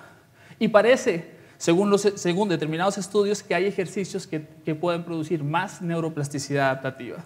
Este es un estudio interesante donde se aplican dos tipos de modelos de ejercicio, simplemente caminar como ejercicio control y ejercicios basados en el control motor. Y se encuentra que los ejercicios basados en un entrenamiento basados en un control motor producen mayor activación de la corteza cerebral. ¿Y cómo se explica los procesos de adaptación fisiológica o neurofisiológica al ejercicio? Bueno, se han valorado dos modelos, lo que se denominan conexiones simples y lo que se denominan conexiones complejas. Cuando hablamos de conexiones simples, es que sabemos que el movimiento incrementa el flujo cerebral de la corteza, porque durante el movimiento se necesita mucho sustrato energético para poder trabajar. Esto produce un incremento de la actividad en la corteza cerebral y modula tres aspectos importantes, que son la apoptosis, la neurogénesis y la angiogénesis. Para que haya cambios neuroplásticos estructurales, se tiene que dar el incremento de una proteína de la familia de las neurotrofinas que se llama el factor neurotrófico derivado del cerebro, que parece que es uno de los mayores moduladores de la neuroplasticidad en la corteza cerebral. Esto entraríamos en lo que sería la fisiología básica de los cambios neuroplásticos que se realizan o que logramos con el ejercicio. Pero hay algunas más complejas. Por ejemplo, sabemos que hay cambios que con el ejercicio se logra que haya un incremento o una mejora de los procesos cognitivos. Y parece que esa mejora de los procesos cognitivos también tiene que ver o está relacionado con procesos estructurales. Se sabe que el ejercicio produce un incremento de las neuronas en el hipocampo. Y se asocia ese aumento de neuronas en el hipocampo, que es un área muy importante relacionado con la memoria y el aprendizaje, con el aumento de la actividad cognitiva.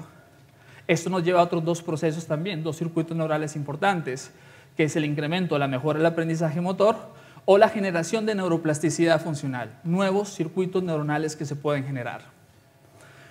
Bueno, cuando se ha visto los incrementos del factor neurotrófico derivado del cerebro, se han estudiado principalmente en ejercicio aeróbico. Sin embargo, recientemente sabemos que el ejercicio aeróbico también es capaz de producir factor neurotrófico derivado del cerebro y además producir neuroplasticidad adaptativa en el sistema nervioso. ¿Qué modelos de ejercicio terapéuticos se están utilizando? Son muchos. Esos son los tres principales que podríamos recoger en la literatura. Los ejercicios basados en la recuperación de variables relacionadas con la aptitud física. Quiere decir, es un diseño estricto donde se prescriben y se modulan las cargas, la intensidad, el volumen, la frecuencia, etc. ¿Qué tendríamos ahí? Por ejemplo, ejercicios de fortalecimiento. Tenemos después ejercicios basados en la reeducación del control motor. Ese es un modelo que tiene alto impacto cognitivo. Los factores de prescripción de ejercicio son importantes, pero se basa principalmente en que el movimiento se realice de forma correcta e intentar disminuir los patrones del movimiento desadaptativos. Y finalmente, aunque se establece como un modelo de prescripción de ejercicio, tenemos los que modulan factores cognitivos y conductuales.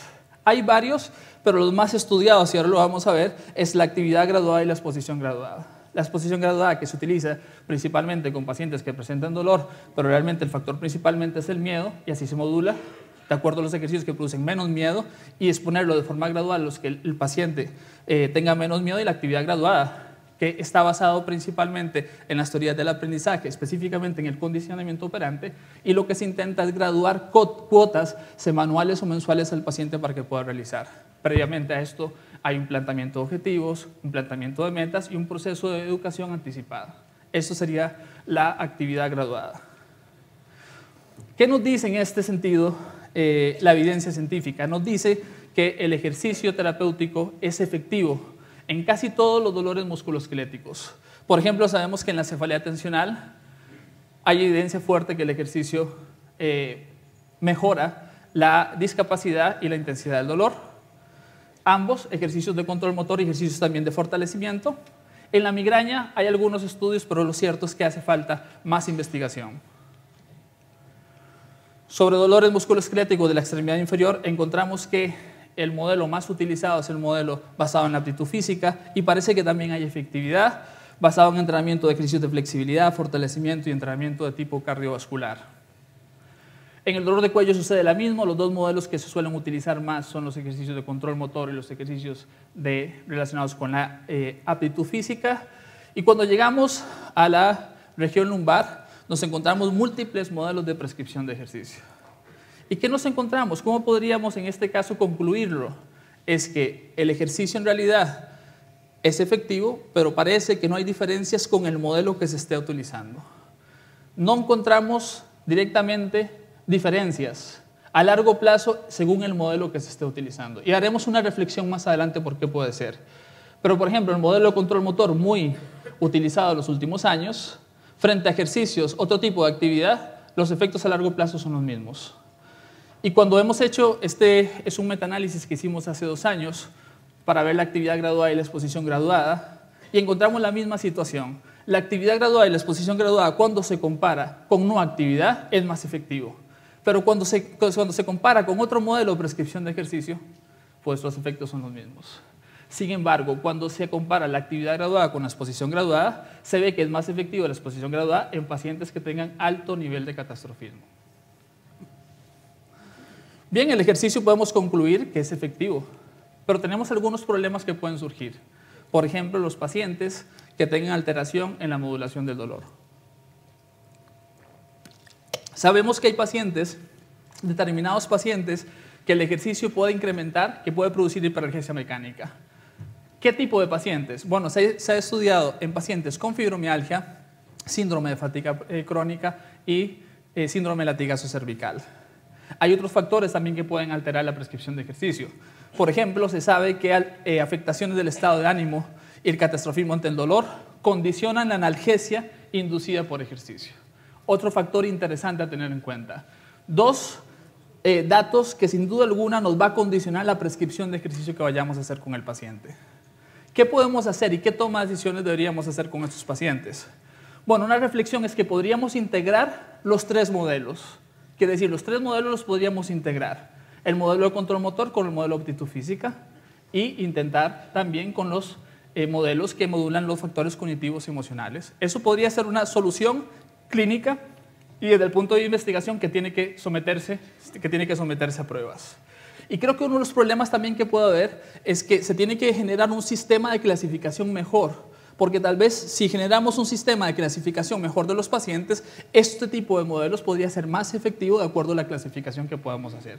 Pacientes que tienen más factores, pacientes que tienen muchos factores de tipo bioconductual, que tienen alteración de tipo bioconductual, posiblemente los ejercicios o las modalidades de exposición graduada, actividad graduada pueden ser más efectivos.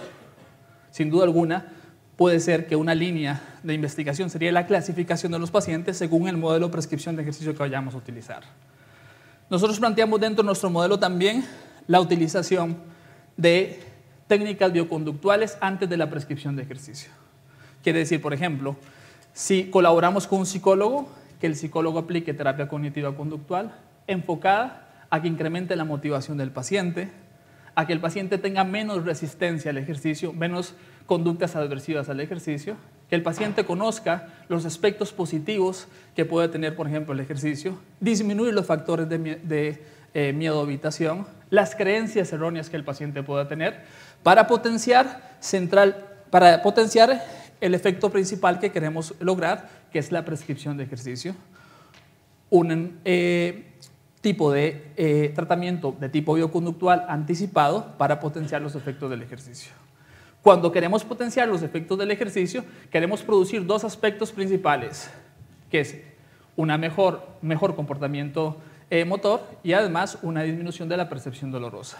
Pero el foco principal en la prescripción de ejercicio va a ser la discapacidad del paciente. Ese es el foco principal. Podemos tener en cuenta que, por ejemplo, tratamientos como terapia manual, tratamientos farmacológicos o inclusive punción seca pueden ayudar a modular el dolor.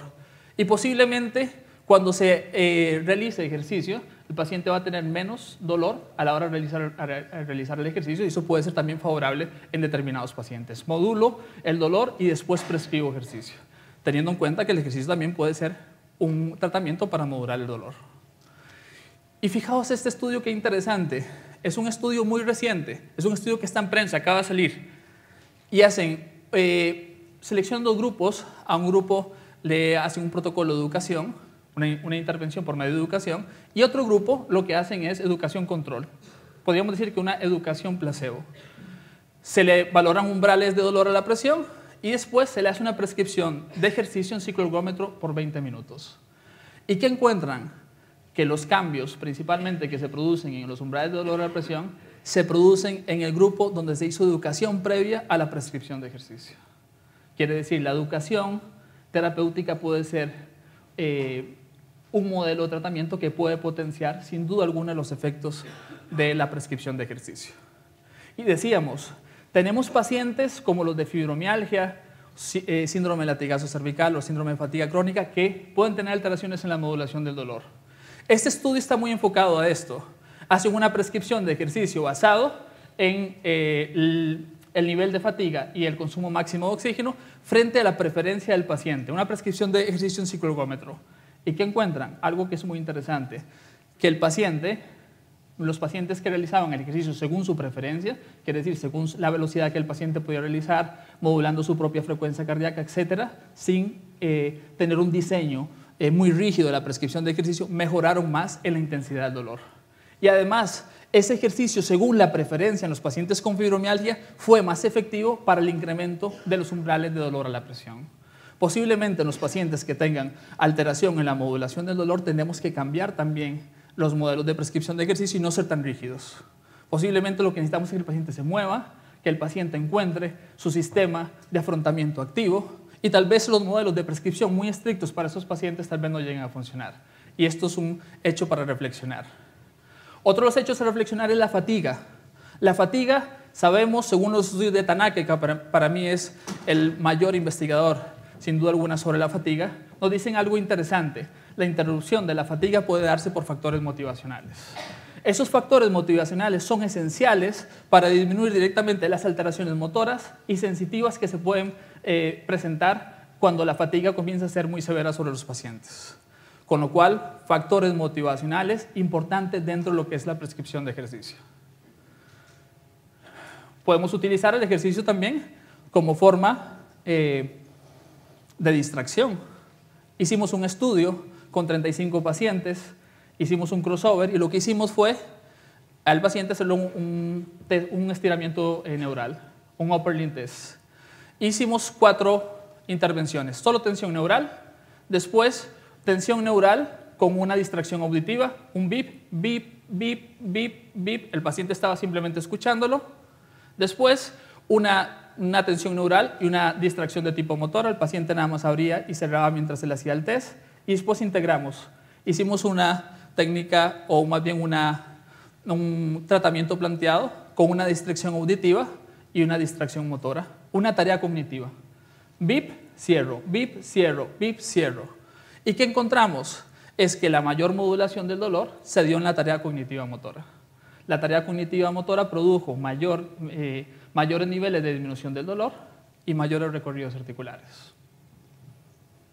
Sabemos que entonces la distracción puede ser un factor que activa el sistema inhibitorio descendente, pero tenemos un problema, y es que el catastrofismo ante el dolor interrumpe también la modulación del dolor en los pacientes que presentan alto nivel de catastrofismo. ¿Y sabéis cómo se reduce? ¿Cómo puedo llegar a reducir ese efecto que sería la no modulación del dolor? Incluyendo factores motivacionales. Cuando los pacientes tienen alto catastrofismo y se introducen estímulos motivacionales, la modulación del dolor suele ser igual a los pacientes que tienen poco nivel de catastrofismo. Y sin duda alguna, hay un tema que es elemental y fundamental, y los nórdicos están haciendo mucha investigación sobre este tema, que es importante tener el componente lúdico en la prescripción de ejercicio en los pacientes con dolor crónico, sin duda alguna. Componentes lúdicos actuales desde el punto de vista tecnológico, tenemos evidencia, no demasiado, pero por ejemplo la utilización de realidad virtual más ejercicio. Sabemos, tenemos evidencia reciente, no demasiado fuerte, que nos dice que hay efectos moderados en la disminución del dolor. Y no podría, en este caso, terminar sin hablar sobre un factor que es muy importante. La mayoría de nuestros pacientes que presentan dolor crónico tienen prescripción de ejercicio para hacer en casa. Tenemos que hablar de adherencia. Y hay algunos factores de adherencia que se han estudiado, que son importantes para lograr adherencia en el ejercicio. Muy importante, 2 procesos cognitivos elementales: planteamiento de objetivos y metas, planificación de la actividad, quiere decir prescripción de ejercicio, motivación por medio de refuerzo positivo y retroalimentación, y parece que los autorregistros también, para que el paciente valore la conducta ante la actividad, parece que son positivos dentro de lo que sería la perspectiva bioconductual. ¿Cómo voy de tiempo? ¿Bien? Ok, es que tengo un final corto y un final largo. Bien, el de 5 minutos. Bien, cuando estamos hablando entonces de ejercicio, estamos hablando de cambios neuroplásticos que queremos lograr. Sabemos, los estudios de neuroplasticidad y rehabilitación nos dicen que hay 2 factores importantes que pueden mejorar la neuroplasticidad, que es la motivación y la atención. Y algo que nos dice también que para lograr cambios neuroplásticos a largo plazo necesitamos repetición de la actividad. Repetición y repetición de la actividad. Sabiendo que tengo 5 minutos, voy al final largo. Entonces, voy al final largo, que es corto. Entonces, formas también que nos puede favorecer la prescripción de ejercicio. Herramientas relacionadas con el entrenamiento cerebral. Pueden ayudarnos a que el ejercicio, el paciente lo realiza mejor y sobre todo que el paciente pueda aprender mejor el movimiento. Ahí tenemos medios de imaginería motora, terapia de observación de acciones, terapia de espejo y ya medios tecnológicos, por ejemplo, como la realidad virtual. ¿Qué sabemos acerca de esto? Bueno, decíamos que en los pacientes con dolor crónico, en muchos de los pacientes nos encontramos una alteración del área motora suplementaria, del cerebelo, inclusive de áreas premotoras, o la corteza premotora. Pues la imaginería motora trabaja sobre esas áreas, activa esas áreas en el proceso de imaginería. Y además de eso sabemos que actúa sobre procesos básicos, específicamente sobre la percepción y la atención. Y creemos que en algunos pacientes, no en todos, podemos utilizarlo como una herramienta de desensibilización. Nosotros hicimos un estudio, y no es en pacientes con dolor, sino son en sujetos asintomáticos, y hicimos un entrenamiento mental, o un entrenamiento cerebral. Basado en esto, en imaginería motora sinestésica y visual, entrenamiento de observación de acciones y terapia de espejo, frente a solo prescripción de ejercicio de control motor en los pacientes cervicales. Hubo mejoras importantes desde el punto de vista sensoriomotor en el grupo que hizo entrenamiento cerebral y ejercicio frente a solo ejercicio.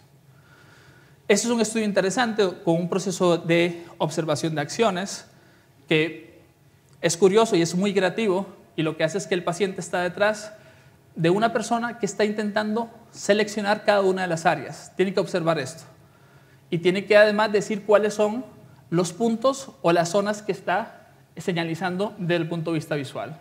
¿Qué encontraron? Que con esta simple observación de acciones había un incremento de los umbrales de dolor a la presión y una disminución de dolor por medio de la observación de acciones.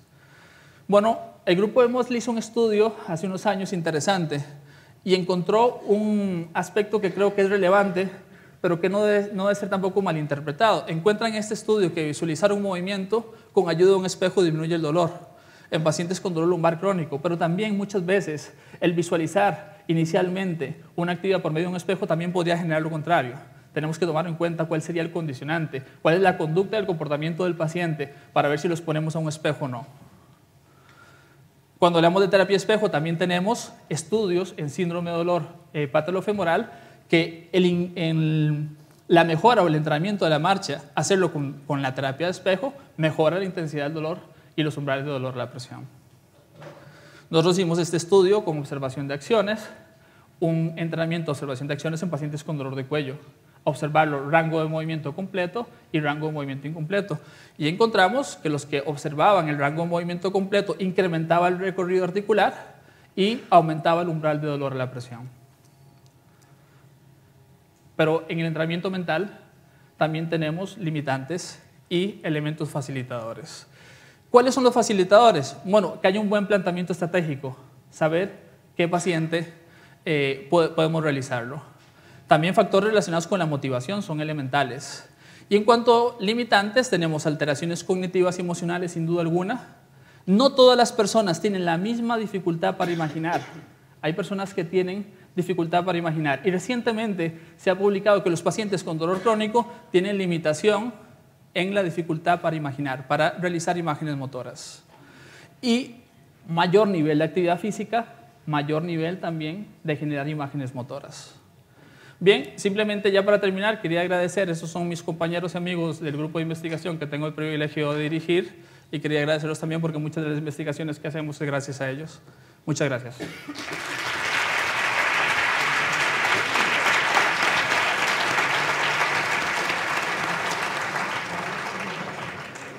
Gracias, Roy.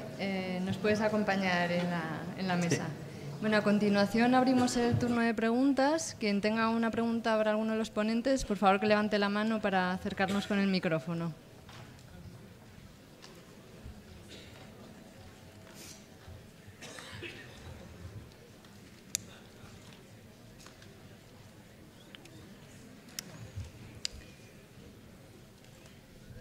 ¿Alguna pregunta?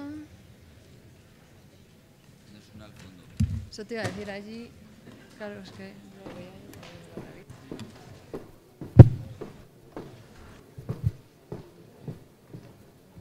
Vale, muchas gracias. ¿Qué? Buenas tardes.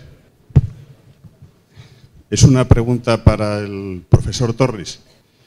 Le felicito por su ponencia, me ha parecido una intervención valiente. Se han dicho muchas cosas que en otros foros no estamos acostumbrados a oírlas. Y yo me quedo sobre todo con lo que usted ha explicado sobre el término del escepticismo. Sobre todo el conocimiento interdisciplinario. Otra vez volver, creo haberle entendido así, a los orígenes, un poco a la puridad de lo que es la práctica. Y yo le quería preguntar, desde su punto de vista, ¿en qué situación estamos? ¿En qué situación estamos de romper con dogmas anteriores, volver un poco a la puridad de la práctica y, sobre todo, estos temas cómo encajan en la situación del sistema sanitario? Muchas gracias. Bueno, gracias por la pregunta. ¿Se oye? Ahora. A ver, la idea de la ponencia es que ciertamente quien piense que todo necesariamente va mejor es un positivista del siglo pasado y no entiende la realidad. A ver, me acuerdo de una reunión de dolor en Andalucía, que el responsable de una zona del sur de Andalucía contaba que hoy en día el fisioterapeuta está absolutamente integrado socialmente, es decir, todo el mundo va al fisioterapeuta. O sea, la gente va al fisioterapeuta. Es decir, hemos ocupado un nicho en la sociedad donde la gente aprecia nuestro tratamiento y acude con facilidad al fisioterapeuta. Y es triste ver que, siendo esta que es nuestra posición, es decir, que la sociedad nos acepta como profesionales de primera intención, no nos decidamos a dar un salto. Y tenemos que hacer un salto radical, porque las cosas nos pueden ir a peor. Nos están yendo mejor, pero nos pueden ir realmente a peor. ¿Y cuándo nos pueden ir a peor? Pues cuando no nos enteremos de que tenemos que mejorar nuestros conocimientos sobre la patología que los pacientes tienen. Eso ya lo he insistido en la ponencia. El otro día estuve leyendo un artículo de Roger Kerry que me gustó mucho, que se publicó en el Jobs. Cuando lo leí, yo tuve un paciente igual, hace muchos años ya. Paciente que me remite un traumatólogo, más que había ido a no sé cuántos fisioterapeutas, y me cuenta en la primera visita que tenía un dolor lumbar cuando andaba. Yo le hice la análisis y digo, bueno, este patrón no es coherente, ¿no te duele cuando estás de pie? No, solo cuando ando. Bueno, le hice toda la exploración, no le vi nada, le cité a la semana siguiente y le dije, a ver, yo no entiendo lo que te pasa. Explícame otra vez cuándo te duele a ti. Y me dice, solo cuando ando. Entonces yo no sabía que existía un síndrome que es el síndrome de Leriche. Pero dije, esto es un patrón vascular. Lo mandé al cirujano vascular, lo operó, tenía una obstrucción de la arteria ilíaca que le hizo desaparecer completamente el dolor. Entonces, ¿cuál es el problema? Que estamos viendo continuamente pacientes y no tenemos suficientes conocimientos sobre la patología para manejarlos. Y pacientes que, como he comentado, comunes de dolor lumbar, vértigo, dolor cervical, que son 4 patologías las que hay que estudiar. Nos enfrascamos en rollos de que si ahora las cadenas, que si ahora los puntos gatillo, que si ahora el no sé qué historia, que si ahora si tiene un patrón de flexión o una disfunción de tal. Nos hemos metido en unos berenjenales y hemos confundido las disfunciones físicas específicas, de control motor, de déficit sensorimotores, que tenemos que aprender a manejar porque son nuestras herramientas o parte de nuestras herramientas terapéuticas, lo hemos confundido con la patología.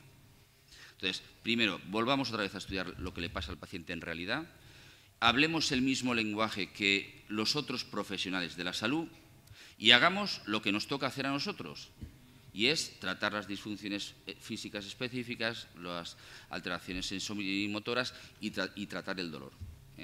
Y ampliemos nuestro campo de actuación. Entonces, dejémonos de escuelas, dejémonos de teorías, dejémonos de modas, dejémonos de historias y empecemos a estudiar qué es lo que realmente le pasa al paciente. Y eso sin olvidar la otra parte, que es entender el dolor crónico, que ya lo he comentado. ¿Cómo se puede esto integrar? Pues ciertamente nuestra situación en la sanidad privada no tenemos ningún problema, en la sanidad pública tenemos un gran problema. Tenemos un gran problema porque sabéis que existe una figura intermedia que nos dificulta el camino. Yo hablo y lo digo sin ningún miedo, no tengo ningún problema en decirlo, y que así como en otros países, y yo suelo visitar bastante Inglaterra, se crean unidades donde está el fisioterapeuta, la enfermera, el médico, el psicólogo integradas, eso aquí en España todavía es imposible. Y es una pelea desde la SEFIR y creo que tenemos que todos meternos en ellos, el Consejo General, todos los que tengan algún poder social y político, intentar cambiar la situación en nuestro estatus en la sanidad pública. Me he enrollado demasiado, perdón. ¿Alguna pregunta más?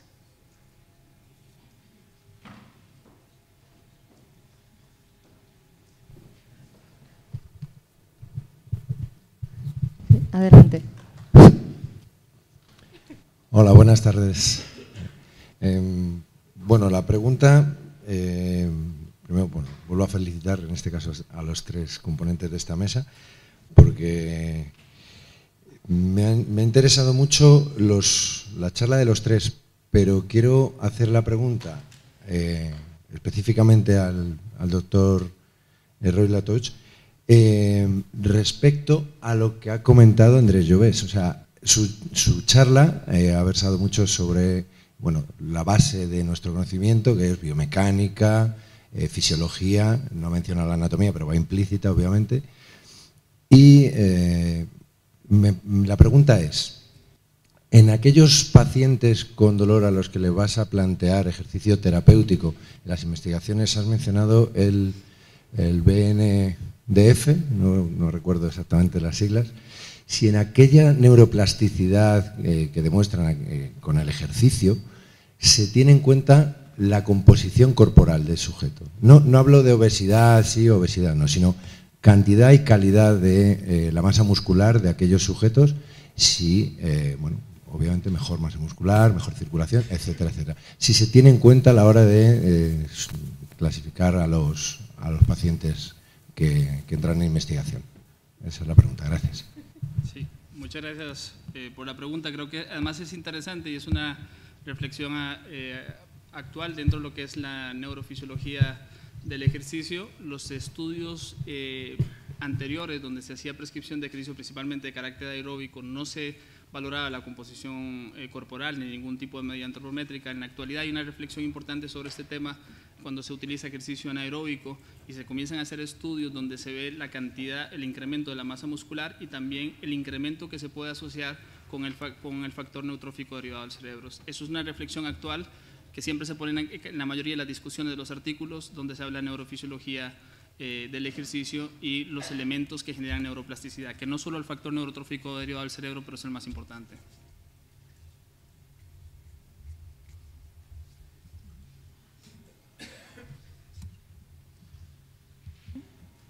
¿Alguna pregunta más? ¿Nada? ¿Estáis ya todos con ganas de café? No, un momentito. ¿Dónde? A ver. Ah, hay una chica, perdón, que no la habíamos visto. Por favor. Hay alguien que todavía no tiene ganas de café.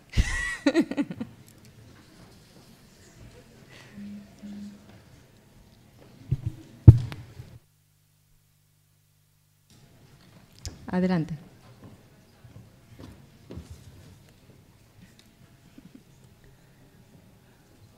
Se ha apagado. Hola. Sí. Gracias a los tres ponentes, tremendamente pedagógico y creo que muy bien documentado todo lo que se ha dicho. La pregunta es para el doctor Roy Latouche.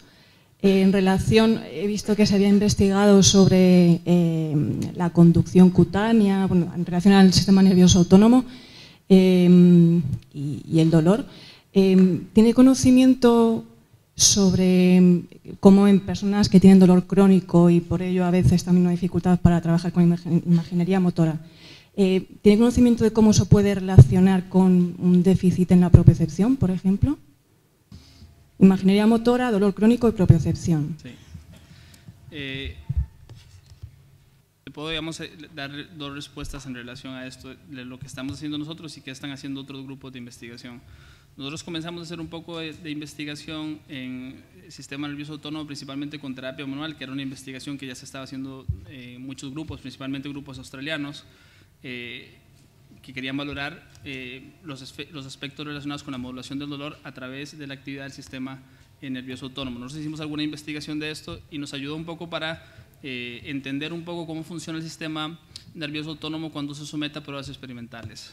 Por ejemplo, la conductancia de la piel es una prueba muy inestable desde el punto de vista de la valoración, quiere decir que nos encontramos, cuando lo valoramos, pacientes que tienen una alta conductancia de la piel en el estado basal frente a otros que la tienen muy baja. En ese sentido es muy inestable, pero lo que valoramos siempre no es el basal, sino lo que valoramos es el cambio. Entonces, en relación a esto, lo que últimamente hemos estado haciendo son tres cosas: es valorar primero cómo es el proceso, el incremento de las variables del sistema nervioso autónomo cuando se hace imaginería motora, después cuando se hace entrenamiento, observación de acciones, y finalmente cuando se combinan las dos con entrenamiento, cuando se hace con el movimiento. Y nos encontramos algunas cosas interesantes y a veces son difíciles de explicar. ¿Por qué? Nos encontramos con una persona que es sana, asintomática y está muy entrenado, la capacidad que tiene para activar rápidamente el sistema nervioso autónomo es inmediata, depende del entrenamiento, es dependiente del entrenamiento, pero nos encontramos en algunos casos de pacientes que presentan dolor lumbar que se dispara inmediatamente las variables del sistema nervioso autónomo, pero cuando hacemos un análisis multivariante o hacemos un análisis ya de asociación, nos encontramos que ese incremento no se justifica en realidad por el entrenamiento, sino por otras variables más de tipo emocional, ansiedad y sobre todo el miedo. Pacientes con dolor crónico que tienen ansiedad y miedo se le dispara cuando observan acciones o cuando se hace un entrenamiento de imágenes, de imaginería motora, se le disparan las variables del sistema nervioso autónomo, no dependiente del entrenamiento, sino dependiente de factores de tipo emocional. Con respecto al otro, a los factores de tipo propioceptivo, tenemos un estudio que se está llevando a cabo, que ahora es entrenamiento de observación de acciones e imaginería motora para mejorar la propiocepción y el balance. Estamos viendo si la actividad es mayor cuando se realiza, digamos, un ejercicio de tipo propioceptivo o cuando se realiza un ejercicio de tipo de resistencia muscular, un ejercicio contra resistencia. Pero por el momento no tenemos ningún dato por el momento para poder decirte exactamente qué es lo que llega a suceder. Gracias, Rui. Bueno, ya para finalizar, porque llevamos un poco mal de tiempo, lo siento si queda alguna pregunta en el aire. Solo tres conclusiones de esta mesa. Por un lado, que hay que volver a las ciencias básicas, tanto a la biología, a la neurobiología, por supuesto, y a la neurofisiología. Hay una gran interrelación del sistema sensorial y motor y la gran interrelación entre el sistema motor y cognitivo. Ahora tenemos como unos 20 minutillos para el café. Agradecer a todos los ponentes su colaboración y eso, intentar estar aquí a las 6 para la última mesa, que si no saldremos muy tarde.